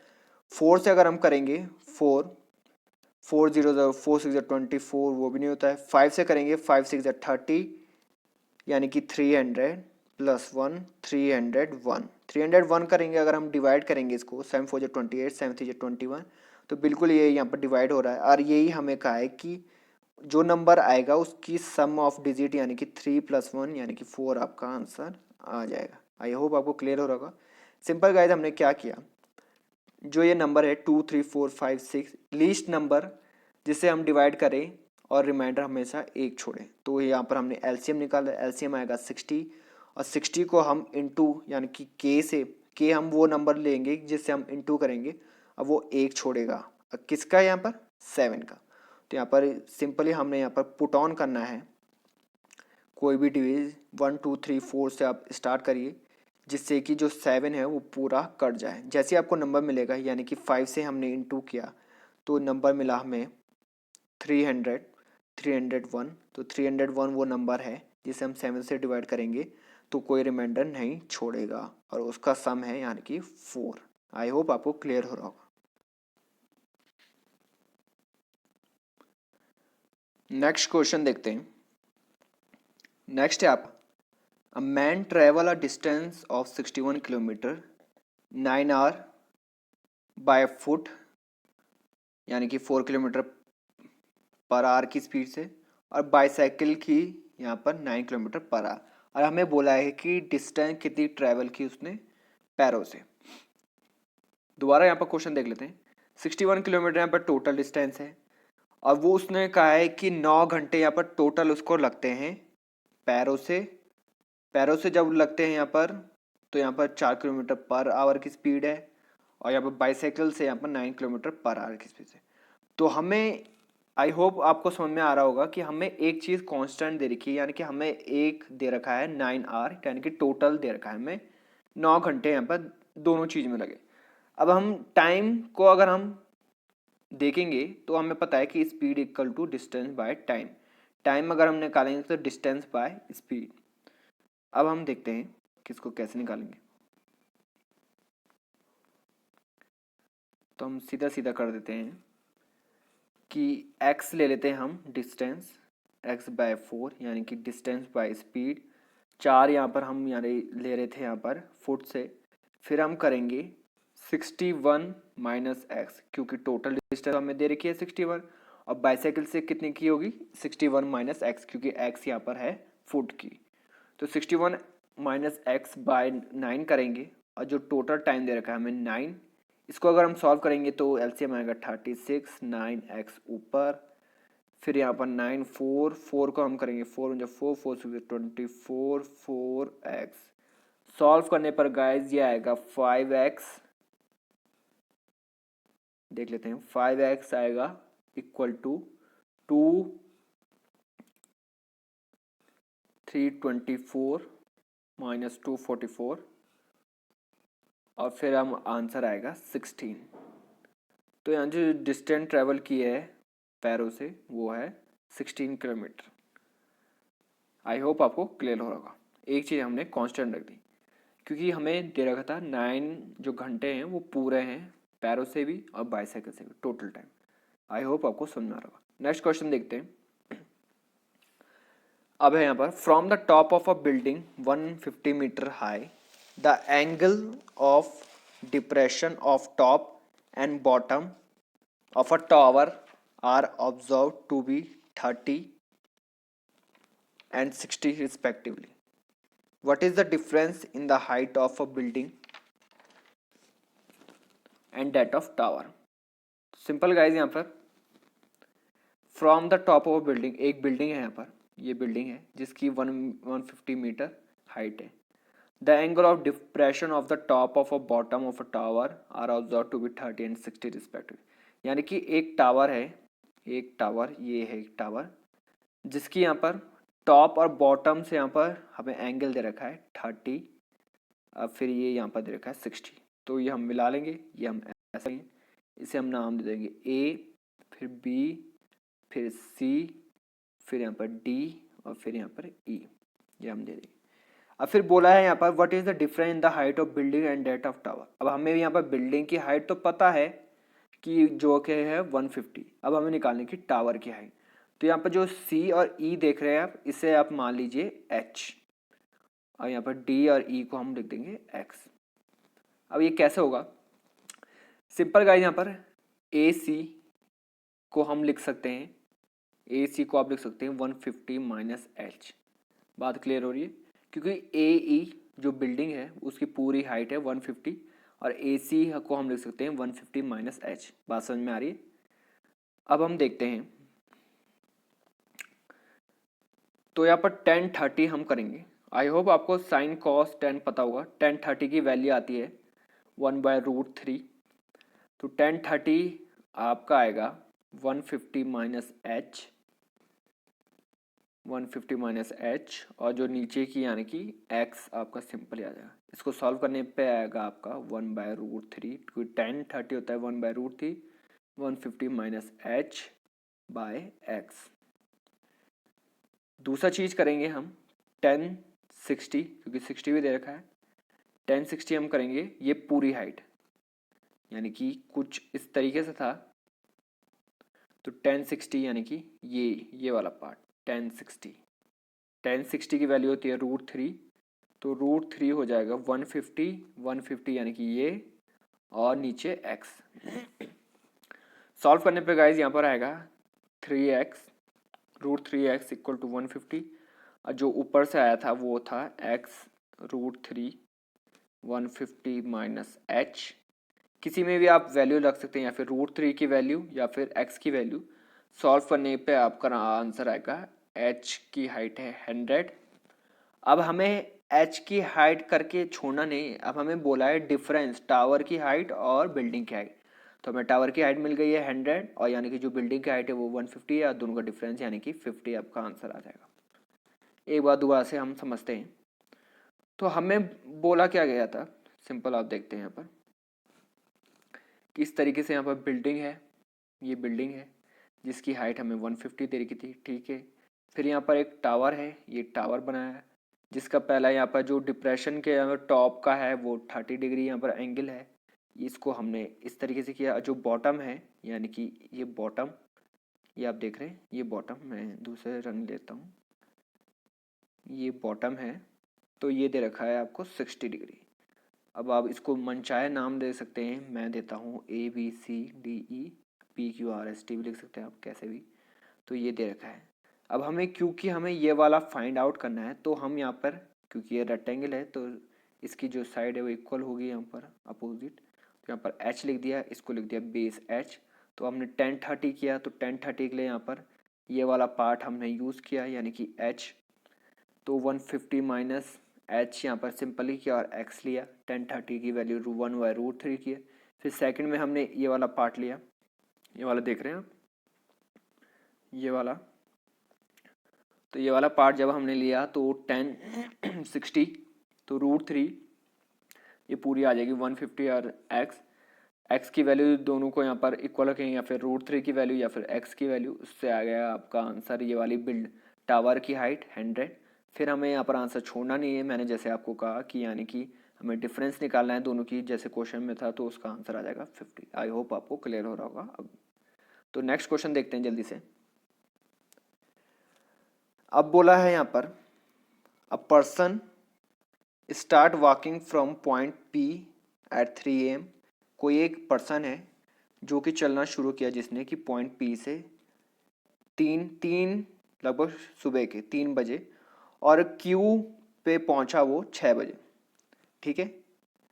उसके बाद another person start walking from Q से वो चला 5 बजे और रीच P, और P के पास पहुंच गया 6 घंटे बाद, यानी कि 11 बजे पहुंच गया एक ही दिन में। यानी आप समझ पा रहे हैं कि ये है PQ, कोई आदमी यहाँ चला और Q से कोई आदमी यहाँ चला। तो अब हमें बताना है कि वो यहाँ पर किस टाइम के बीच रुके हैं। बहुत इजी है, यहाँ पर कॉन्सेप्ट है वो आप समझेंगे। तो सिंपल गाइज यहाँ पर देखते हैं यहाँ पर कि जो A है वो P से चला 3 AM में और Q में पहुंचा 6 बजे, तो टोटल जो टाइम लगा उसको वो लगा 3 घंटे। बहुत बेसिक से समझ रहे हैं हम, ये समझ में आया आपको। उसके बाद B जो है वो Q से निकला 5 बजे और 6 घंटे बाद यानी कि 11 बजे, तो टोटल जो उसने घंटे खर्चे वो है 6 घंटे। बात समझ में आ रही है आपको? आई होप आपको क्लियर हो रहा होगा। तो यहाँ पर 2 मेथड है इसके गाइज यहाँ पर, तो ये आई थिंक ये थोड़ा लेंदी होगा, तो इसलिए दूसरा वाला मेथड देखते हैं हम। कि यहाँ पर हम देखते हैं कि P और Q को हम लिखते हैं x किलोमीटर। P और Q जैसे P और Q का ही तो खेल है कि A कोई आदमी है P से Q में गया, और जो दूसरा आदमी है वो उसी समय Q से P में गया, तो P और Q तो यहाँ पर कॉमन है, P और Q को हमने x किलोमीटर रख दिया।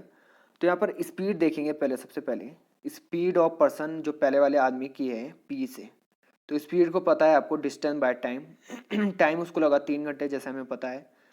क्यू की अगर हम बात करेंगे तो उसको लगा टाइम 6 घंटे, क्योंकि 5 बजे चला था और 11 बजे पहुंचा। तो इतनी चीज़ आपको समझ में आ रही होगी आई थिंक।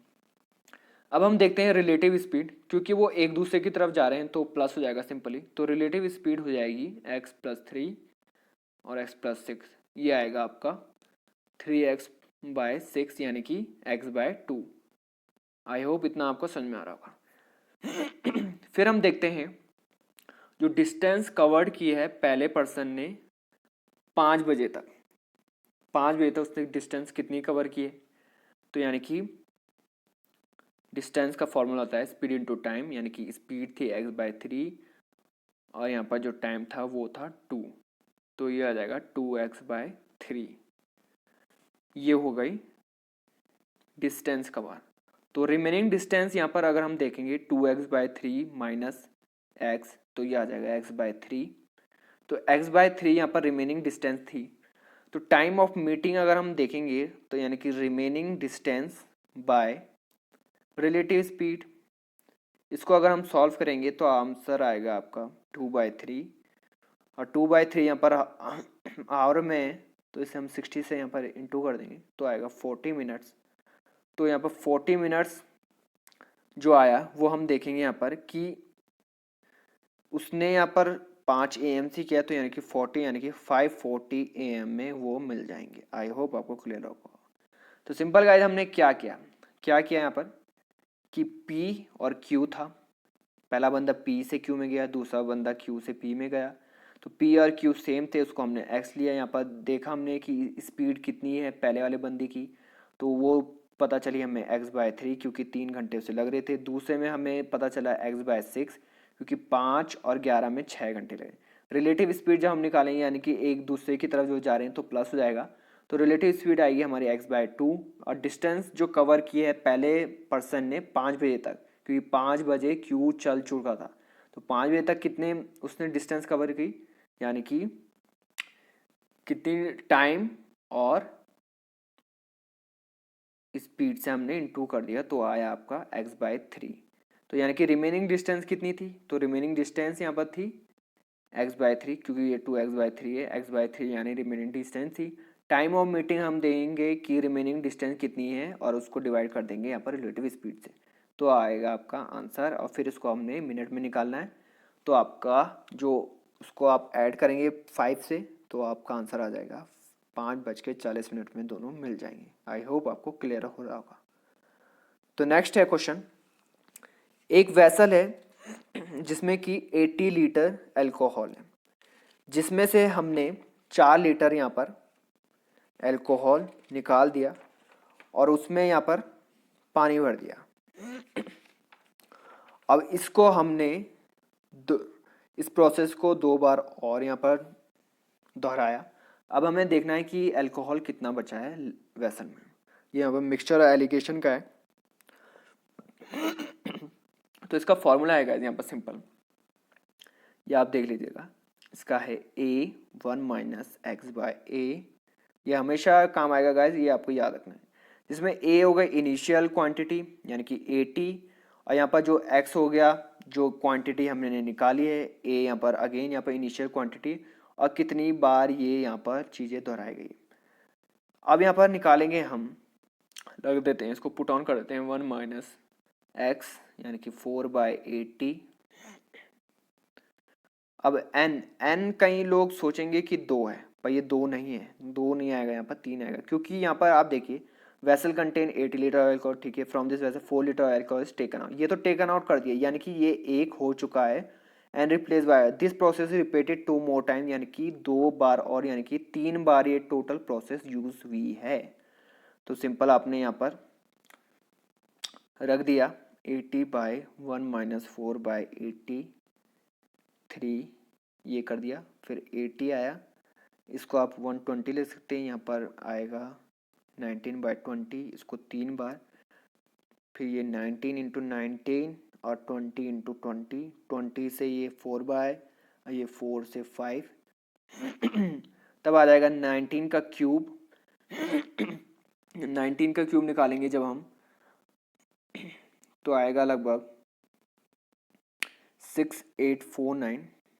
आप निकाल लीजिएगा। 19 का स्क्वायर आता है 361, फिर हम 19 से इंटू करेंगे 19, तो ये आएगा 9586859। तो 6859 को, क्योंकि नीचे 100 आ गया था, तो 68.59 यहाँ पर आपका आंसर आएगा, जो कि बचा है अल्कोहल। आई होप आपको क्लियर हो रहा होगा। नेक्स्ट क्वेश्चन देखते हैं जल्दी से।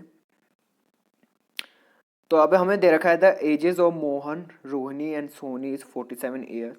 एज दे रखी है हमें मोहन, रोहिणी और सोनी की, ये टोटल एज है 47। What was the total of their age 3 years ago. बहुत सिंपल है गाइस, बहुत ज़्यादा सिंपल है। तो इसको देखेंगे हम।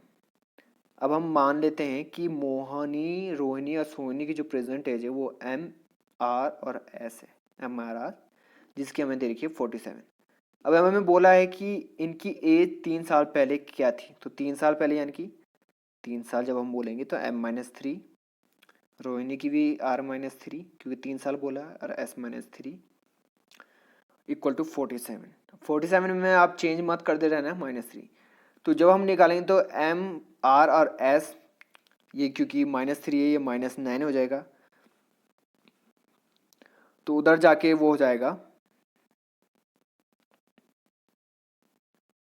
यानी कि ये हम निकालेंगे M-3 plus R-3 plus S-3 equal to 47, यानी कि MRS -9 इक्वल टू 47। तो इन दोनों की जो, इन तीनों की जो एज है वो हो जाएगा, तो यहाँ पर आ जाएगा M plus R plus S -9। तो M plus R plus R plus S को हम लिख सकते हैं 47। 47 -9 यानी कि आपका आंसर आ जाएगा 38। तो 38 यहाँ पर एज है 3 साल पहले उनकी। आई होप आपको क्लियर होगा। तो गाइस हमने क्या किया, एक और बात देख लेते हैं। मोहन, मोनी, रोहिणी और सोनी को MRS लिखा हमने, उनकी एज 47 थी। फिर हमें कहा कि 3 साल पहले उनकी एज क्या है, तो यानी कि सबसे, यानी कि इंडिविजुअल से -3 करेंगे तो ये आ जाएगा। इसको अगर हम कॉमन करेंगे तो M plus R M R और S -9, और M R और S को हमने क्या लिखा था 47। 47 -9 यानी कि 38 आपका आंसर आ जाएगा। आई होप आपको क्लियर हो रहा होगा। नेक्स्ट है आपका, अब यहाँ पर बोला है लोन, अ लोन ऑफ 47600 यानी कि 47,600 is to be paid back in 2 equal annual installment if the interest charge to be 12। यहाँ पर ये 12 1/2 है गाइस, इसको थोड़ा सही कर दीजिएगा। 12 1/2 per annum compounded annually, then how much is each instalment, ये आपको निकालना है। तो सिंपल गाइज, यहाँ पर क्या करेंगे, आपको फॉर्मूला पता होगा। यहाँ पर P + 1 R/100, ये n नंबर ऑफ ईयर। यहाँ पर जनरली यहाँ पर कंपाउंड इंटरेस्ट का है।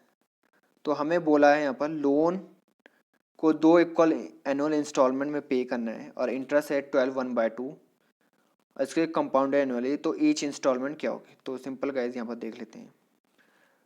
जो इंस्टॉलमेंट है पहले हम निकाल देते हैं, क्योंकि 12 1/2 बोला है। 12 1/2 यानी कि 25/2, 25/2 यानी कि 200। ये हमें निकालना है 2 बार। इसको सॉल्व करेंगे 1/8,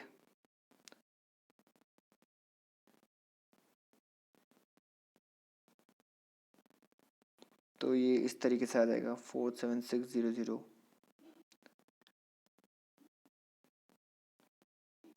1/8 बाय स्क्वायर,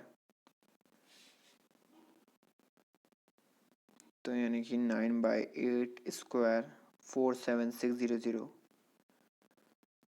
तो ये था आपका एनुअली। अब हमें बोला है 2 इक्वल इंस्टॉलमेंट में यहाँ पे दो इक्वल इंस्टॉलमेंट में यहाँ पर सॉल्व करना है आपको। तो यानी कि ये जितना आएगा वो दो कंपाउंडेड में होगा। बात समझ में आ रही है आपको? यानी कि x हम ले लेते हैं कि वो यहाँ पर किश्त है, x यहाँ पर किश्त है, तो 2 साल में, तो हम एनुअल कंपाउंडेड के टर्म में यानी कि एक बार उसको यहाँ पर एक बार ये वाली किश्त होगी और एक बार x 9/8 जो कि हमने पहले निकाला ये किश्त होगी। इन दोनों को हम सॉल्व करेंगे तो यहाँ पर आएगा 2975 इंटू करके 81/4, यहाँ पर आ जाएगा 9x/8 प्लस x। सॉल्व करने के आएगा आपका x equal to 28350। I hope आपको क्लियर हो रहा होगा। तो सिंपल गाइज हमने क्या किया, यहाँ पर हमने सिंपल फॉर्मूला लगाया P1 plus R/100 rate n, ये फॉर्मूला है P1 प्लस R/100 n। तो ये हमने फॉर्मूला लगाया है 2 साल के लिए। अब हमें पता है कि ये कंपाउंडेड होती है जो भी किश्त है, जो किश्त है तो उसको हम कैसे लिख सकते हैं कि पहली किश्त ये है x और दूसरी किश्त x P1 प्लस R/100 यानी कि P नहीं x 1 प्लस R/100। तो ये सॉल्व करके हमारा आंसर आया आपका 28350। ये किश्त है जो कि एनुअली होगी 2 साल में। नेक्स्ट क्वेश्चन देखते हैं। गाइस थोड़ा यहाँ पर गला खराब है तो थोड़ा मैनेज करिए आप। तो यहाँ पर नेक्स्ट क्वेश्चन है यहाँ पर टाइम वर्क का। If 32% can complete 5/6 part of work in 20 days, then how many person are required to complete the remaining work in 16 days।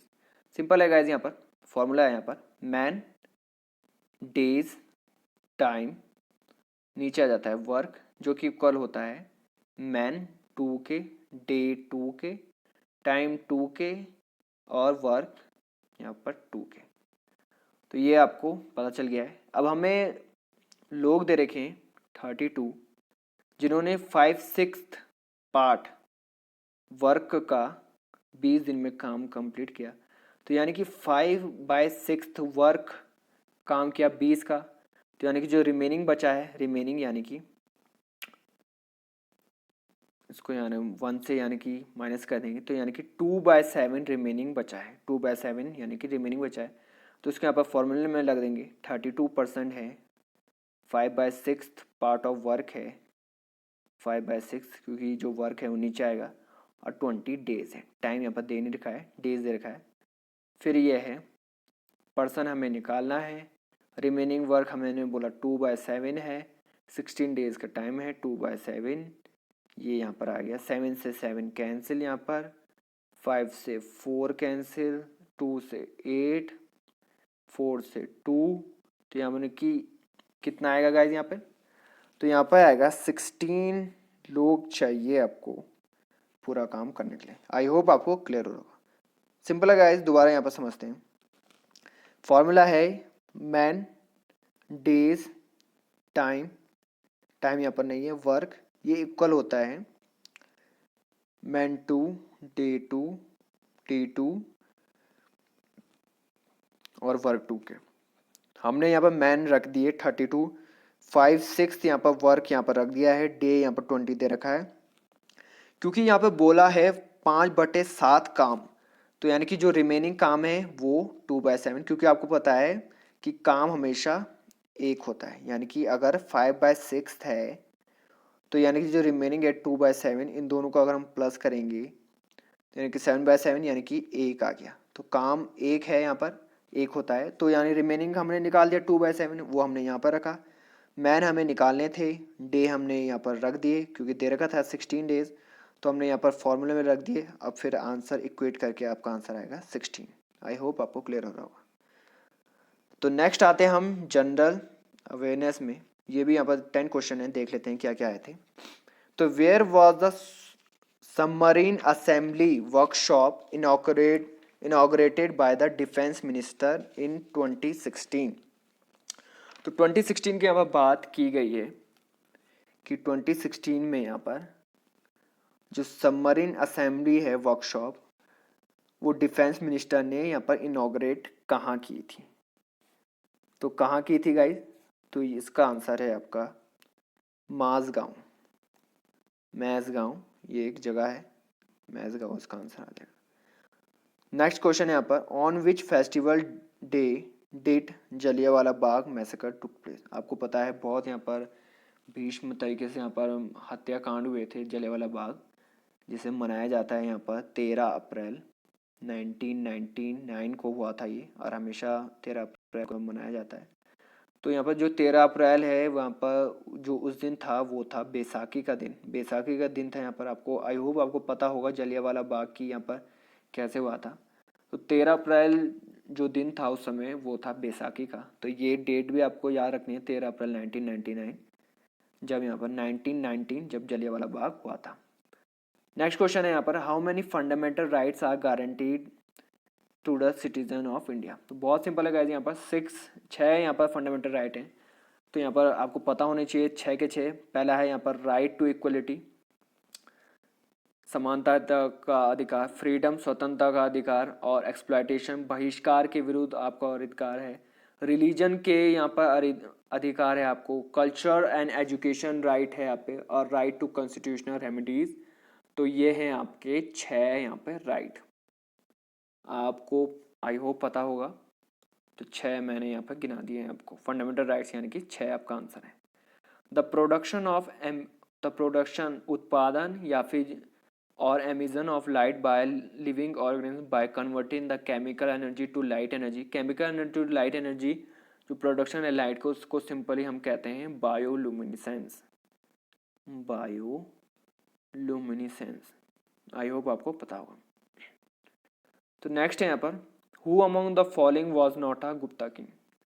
तो इनमें से देखना है गुप्ता जो गुप्त है, जो गुप्त यहाँ पर किंग थे उनमें से इनमें से कौन सा गुप्त किंग नहीं है। आनंद गुप्ता है यहाँ पर, महेंद्र गुप्ता यहाँ पर, ये देख लेते हैं अभी। समुद्रगुप्ता सुना है, और विक्रमादित्य भी है। तो यानी कि महेंद्र जो गुप्ता है गुप्त, वो यहाँ पर गलत है, ये गुप्त किंग नहीं है।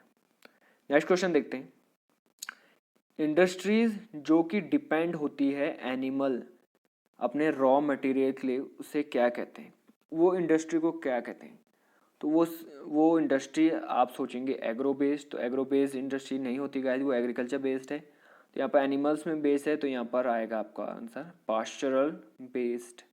जो पास्चर होते हैं यानी कि एनिमल के बेस पे वो इंडस्ट्री होती है पास्चरल बेस्ड इंडस्ट्री। नेक्स्ट है आपका, who is the chief minister of Kerala as of August 2017। तो 2017 की बात है यहाँ पर। तो चीफ मिनिस्टर केरला के यहाँ पर थे पिनरगी विजयन। पिनरगी विजयन। अगर आज के टाइम ये क्वेश्चन आया है होता कि केरला के यहाँ पर चीफ मिनिस्टर कौन है, तो वो भी आपका आंसर होगा पिनरगी विजयन। ये यहाँ पर 25 मई 2016 से यहाँ पर चीफ मिनिस्टर हैं केरला के, ये भी आपको याद रखना है। नेक्स्ट क्वेश्चन है यहाँ पर 8th question, which disease is caused by deficiency of iodine. तो आयोडीन की कमी से यहाँ पर होता है गोइटर। कुछ याद रखनी है आपको, जैसे विटामिन ए की कमी से एनीमिया, बी से बेरीबेरी, सी से स्कर्वी, और डी से रेकेट्स, और यहाँ पर कुछ और है यहाँ पर आयोडीन की कमी से गोइटर। ये भी आपको याद रखने हैं, बहुत कॉमन है गाइस, ये आपको पता होगा। नेक्स्ट है यहाँ पर कि किस स्पोर्ट से यहाँ पर गीत सेती का लिंक है। तो गीत सेती यहाँ पर बहुत फेमस यहाँ पर बिलियर्ड्स की यहाँ पर खिलाड़ी है, जो बिलियर्ड्स खेलते हैं उसके खिलाड़ी है। नेक्स्ट क्वेश्चन है यहाँ पर, the method of separation of soluble solid from liquid constituent is called.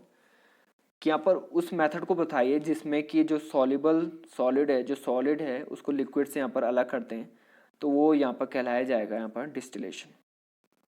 Simple यहाँ पर डिस्टिलेशन यहाँ पर कहलाया जाएगा। आई होप आपको क्लियर हो रहा होगा। नेक्स्ट यहाँ पर जल्दी से आते हैं यहाँ पर इंग्लिश के सेक्शन में। इंग्लिश यहाँ पर खासा यहाँ पर रुलाती है बच्चों को, तो देख लेते हैं यहाँ पर क्या क्या क्वेश्चन आए हैं। तो पहला है यहाँ पर, Thomas dash go to watch movies often. अब हमें बोलना है कि यूज टू आएगा, वॉन्ट टू, यूज टू, या फिर डू आएगा, या फिर देख लेते हैं एक एक करके क्या क्या आ सकता है क्या क्या नहीं। तो थॉमस अक्सर यहाँ पर जाया करता था मूवी देखने। अक्सर यहाँ पर जाया करता था मूवी देखने, पास्ट की बात हो रही है। आई होप आपको या पता चला होगा। Thomas often go to watch movies. Often, अगर यहाँ पर ऑफन आता तो चल जाता है, यहाँ पर ऑफन यहाँ पर पीछे आ गया है। थॉमस जाया करता था मूवीज, अक्सर जाया करता था। पास्ट यहाँ पर वांट टू यहाँ पर नहीं आएगा, क्यों वो जाना चाहता था, वांट टू यहाँ पर बिल्कुल नहीं आएगा। और उसी तरीके से यहाँ पर डू भी यहाँ पर कोई सेंस नहीं देता है। तो अब हमें बचता है यहाँ पर यूज टू या फिर यूज टू। तो अब हम देख लेते हैं कि यूज टू कब आता है। यूज टू ये हैबिचुअल है, ये यहाँ पर बताता है कि कोई चीज़ पास्ट में हो रही है। और यूज टू सिंपल प्रेजेंट। तो अभी मैंने आपको हिंदी में बताया कि थॉमस अक्सर मूवीज जाया करता था, तो यहाँ पर पास्ट की बात है तो बिल्कुल हम यूज टू लगा देंगे। Thomas use to go to watch movies often, बिल्कुल यहाँ पर सही बन रहा है। तो पहला आपका आंसर हो जाएगा। अब देखते हैं यहाँ पर आइटम ऑफ फ्रेज से आया है। Select the meaning of given phrase to beg a description. To beg a description, पहला है अगली, भद्दा, अनवर्दी ऑफ डिपिक्शन, मतलब जो दिखाया है उससे वर्दी नहीं है, उसके रूप नहीं है। Beyond portrayal, too poor to describe. अब आप सोचोगे कि बैगर आया है यानी कि भिखारी, भिखारी यानी कि गरीब होगा, तो आप यहाँ पर टिक मार के चले जाएंगे टू पुअर टू डिस्क्राइब, पर ये यहाँ पर नहीं है। टू बैगर डिस्क्रिप्शन होता है कि जिसको आप यहाँ पर बता नहीं सकते हैं। बियॉन्ड पोर्ट्रियल बहुत एक्स्ट्राऑर्डिनरी हो सकता है, और जिसे मतलब आप बता नहीं सकते कि कौन व्यक्ति है। तो यहाँ पर जो टू बैगर डिस्क्रिप्शन है वो आएगा beyond portrayal neither then too poor to describe. देखा यहाँ पर एग्जाम में कैसे एग्जामिनर आपसे के मन से खेलता है कि यहाँ पर बैगर वर्ड है तो आप सोचेंगे ये गरीब है और टू पुअर टू डिस्क्राइब करेंगे, पर ये नहीं है। आपको फ्रेज का मतलब पता होना चाहिए। बियॉन्ड पोर्ट्रियल इसका सही आंसर है। नेक्स्ट है आपका find the miss spelled word. यहाँ पर गलती बतानी है कि जो गलती बतानी नहीं है, आई मीन गलती वाला वर्ड जो बताना है। तो पहला है रीजनेबलनेस, ये सही है। इम्पर्टिनेंट ये लग रहा है गलत है। एक्सपीडेंसी यहाँ पर सही है। थीसॉरस जिसे सिनोनिम भी कहते हैं, ये यहाँ पर सही है। एक्सपेंडेंसी या मुनाफा। इम्पर्टिनेंट यहाँ पर ये गलत है, सही स्पेलिंग है IMPERTINENT, यहाँ पर ये होता है इम्पर्टिनेंट। तो यही आपका गलत है। नेक्स्ट क्वेश्चन देखते हैं। तो यहाँ पर बोला है गिवन पेयर ऑफ वर्ड से ये ढूंढिए कि जिसका सेम मीनिंग है। पहला है reticence, openness, respect, insolent, timidity, timidity और बोल्डनेस। तो सही आपका आंसर आ जाएगा इंसोलेंस या फिर टिमिडिटी। टिमिडिटी आपका सही आंसर हो जाएगा, जिसका मतलब है बहुत ज़्यादा कॉन्फिडेंस। कॉन्फिडेंस में अगर कोई व्यक्ति है तो वही होता है टिमिडिटी। नेक्स्ट है आपका, अब यहाँ पे ये दे रखा है are not never item being sold by this shop. यहाँ पर ये इनकरेक्ट है, आपको बताया है कि इनमें से यहाँ पर कौन सा सही होगा। अब पहले दिया है यहाँ पर, पहले यहाँ पर वर्ब का यूज किया है, are not newer item being sold by this shop, ये बिल्कुल गलत है। Does not this shop sell newer items, ये भी यहाँ पर गलत होगा। Are newer item selling in this shop, are newer item नहीं, ये भी नहीं बोला है, क्योंकि यहाँ पर तो यहाँ पर नॉट का तो आया ही नहीं है। आपको यहाँ पर जो बोला है उसका सेंस यहाँ पर बिगड़ना नहीं चाहिए, क्योंकि यहाँ पर बोला है आर नॉट यानी कि क्या यहाँ पर नए आइटम सोल्ड नहीं होते हैं, और यहाँ पर बोला है क्या यहाँ पर नए आइटम सोल्ड होते हैं। तो यहाँ पर नॉट का तो सेंस ही नहीं आ रहा है। This shop is not selling new item, ING यहाँ पर लगा है, ये भी गलत हो जाएगा। यहाँ पर this shop is not selling, यहाँ पर इज नॉट नहीं आएगा। Is this shop not selling new item, subject verb फिर ऑब्जेक्ट, यही आपका रूल कहलाता है। तो इज दिस शॉप, क्या ये शॉप नए आइटम सेल नहीं करती है, तो यही आपका आंसर हो जाएगा। बेसिकली हमें करेक्ट करना था कि यहाँ पर जो सेंटेंस है उसको करेक्ट करके बताना था। नेक्स्ट है यहाँ पर from the given pair of word select the one that does not have the same meaning. तो जिसका सेम मीनिंग नहीं है, तो पहला है लॉजिकल, ठीक है। दूसरा है रैशनल, प्रूडेंट। तीसरा है जुडिशियस रिवर्स, चौथा है ऑफवर्स ऑब्रेसिव, और पांचवा है रिप्रेसिव। तो लॉजिकल यहाँ पर सेंस आ रहा है, रैशनल प्रूडेंट भी सेंस आ रहा है यहाँ पर। जूडियस और रिवर्स ये भी सही है यहाँ पर यहाँ पर जो रिवर्स और ऑफवर्स है वो जनरली गलत आएगा यहाँ पे। बेसिकली यहाँ पर थोड़ा गलत हो गया है। लॉजिकल ये सही है, रैशनल प्रूडेंट, रिवर्स को आना चाहिए ऑफवर्स के साथ, यहाँ पर थोड़ा प्रिंट गलत हो गया है, रिवर्स ऑफवर्स, तो यही आपका गलत होगा, क्योंकि हमें क्वेश्चन में बोला था कि पेयर ऑफ वर्ड्स निकालने हैं जिसका मतलब सेम नहीं है। तो रिवर्स का मतलब तो उल्टा होता है, और जो ऑफवर्स है वो यहाँ पर साइड ऑफ अ कॉइन की साइड को यहाँ पर जनरली बोलता है कि ये हेड है। ये आपको देखना है। नेक्स्ट क्वेश्चन है यहाँ पर 7th, रीअरेंज करना है। यहाँ पर रीअरेंजमेंट मैंने आपको बताया था, यहाँ पर प्लेलिस्ट यहाँ पर बनी है यहाँ पर इंग्लिश की, तो उसमें रीअरेंज बहुत ही डीप मैंने यहाँ पर कवर किया है कि कैसे आपको निकालना है। तो देखते हैं यहाँ पर PWMS है, यहाँ पर PWMS। तो देखना है आपको, पहले आपको सब्जेक्ट ढूंढना है। तो यहाँ पर देखते हैं कि is not it unhealthy to allow the past to choke our future. यहाँ पर क्वेश्चन की बात हुई है, तो पहले यहाँ पर क्वेश्चन ये कुछ सेंस नहीं बन रहा है। देखते हैं W, most of the news reports are unpleasant compare to the past. Past यहाँ पर बोला है, यहाँ पर भी पास्ट बोला है, तो यानी कि अलाउ द पास्ट, तो इससे पहले पास्ट की बात हुई है, तो यानी कि W आ सकता है पहले। तो most of the news reports, जो बहुत सारी न्यूज़ रिपोर्ट होती है वो बहुत ही अनप्लीजेंट होती है अपने भूतकाल से।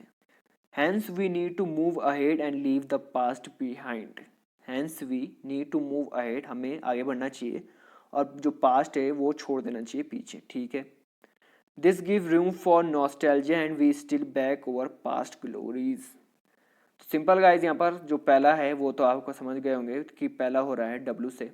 मोस्ट ऑफ द जो न्यूज़ है वो रिपोर्ट्स है वो अनप्लीजेंट होती है पास्ट से। अब फिर हमें बात की है this give room for nostalgia. Nostalgia simply होता है कि आप पास्ट के बारे में सोचते रहते हैं और उसी में अपनी एक दुनिया बना लेते हैं। जैसे आपने नॉस्टैल्जिया जनरली सुना होगा यहाँ पर स्विगी और जोमेटो में कि दिस गिव्स द नॉस्टैल्जिया। आपने टैगलाइन जरूर सुनी होगी यहाँ पर स्विगी और जोमेटो की, कि आप भूल जाएंगे, यहाँ पर खो जाएंगे बिल्कुल उसी फ्लेवर में, तो नॉस्टैल्जिया। तो पहला यहाँ पर बोला है most of the news reports are unpleasant compare to the past. फिर है यहाँ पर दिस गिव्स, ये क्या देता है, यही जो न्यूज़ है जो अनप्लीजेंट है compare to the past, this gives room for nostalgia, यही यहाँ पर भूतकाल जो देता है यहाँ पर memories, and we still back over past glories. तो यानी कि W का S से हो गया है पेयर। फिर बात है is not it unhealthy to allow the past to choke our future. तो ये सिंपली गाइज आ जाएगा WSP, जो लास्ट है आपका वो M, यानी कि हैंस। हालांकि we need to move ahead, तो हैंस यानी कि ठीक है, we need to move away, हमें आगे बढ़ना चाहिए, और जो पास्ट है वो बिहाइंड, यानी कि ये कंक्लूजन का सेंस दे रहा है। हैंस, दस,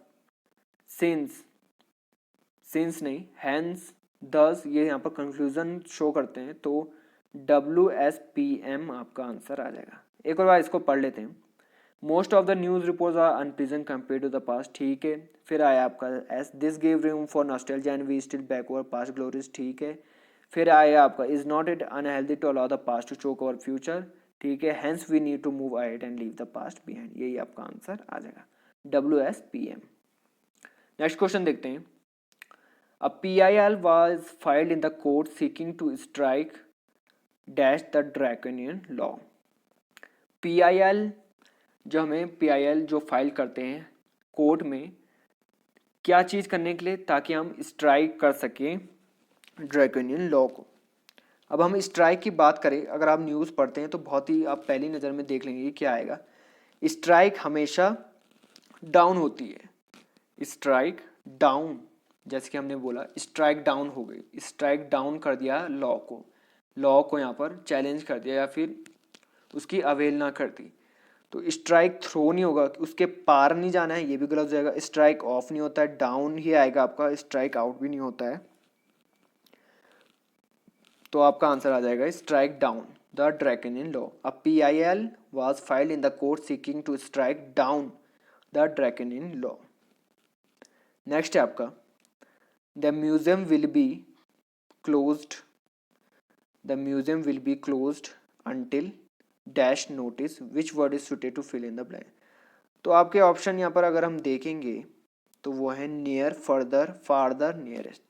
तो आप पहली नज़र में देखेंगे the museum will be close, जैसे आप एप्लीकेशन भी लिखते हैं स्कूल कॉलेजों में कि यानी कि जैसे कोविड-19 है, ड्यू टू कोविड-19 the college will be close until further notice. आगे के नोटिस तक कोविड-19 की वजह से स्कूल कॉलेज बंद रहेंगे। उसी तरीके से the museum will be close until near notice, ये नहीं आएगा, ये यहाँ पर जगह का बता रहा है। फार्दर ये भी जगह का है कि बहुत दूर, नियरेस्ट ये बहुत सामने का है। फर्दर टाइम के लिए यहाँ पर यूज करेंगे हम फर्दर नोटिस, आगे के नोटिस तक यहाँ पर कॉलेज या फिर यहाँ पर यहाँ बात हो रही है म्यूजियम बंद रहेगा, यानी कि फर्दर नोटिस तक। आई होप आपको क्लियर हो रहा होगा, यहाँ पे फर्दर आएगा। अब बात करते हैं make a meaningful sentence from the following. तो यहाँ पर पहला है hatred but the opposite indifference of love. तो पहले हमने देखना है यहाँ पर, पहले आपको बताया है कि यहाँ पर देखना है हमें कि यहाँ पर क्या आएगा, किससे शुरू होता है सेंटेंस। तो यहाँ पर जनरली बोला है hatred but the opposite indifference of love is not.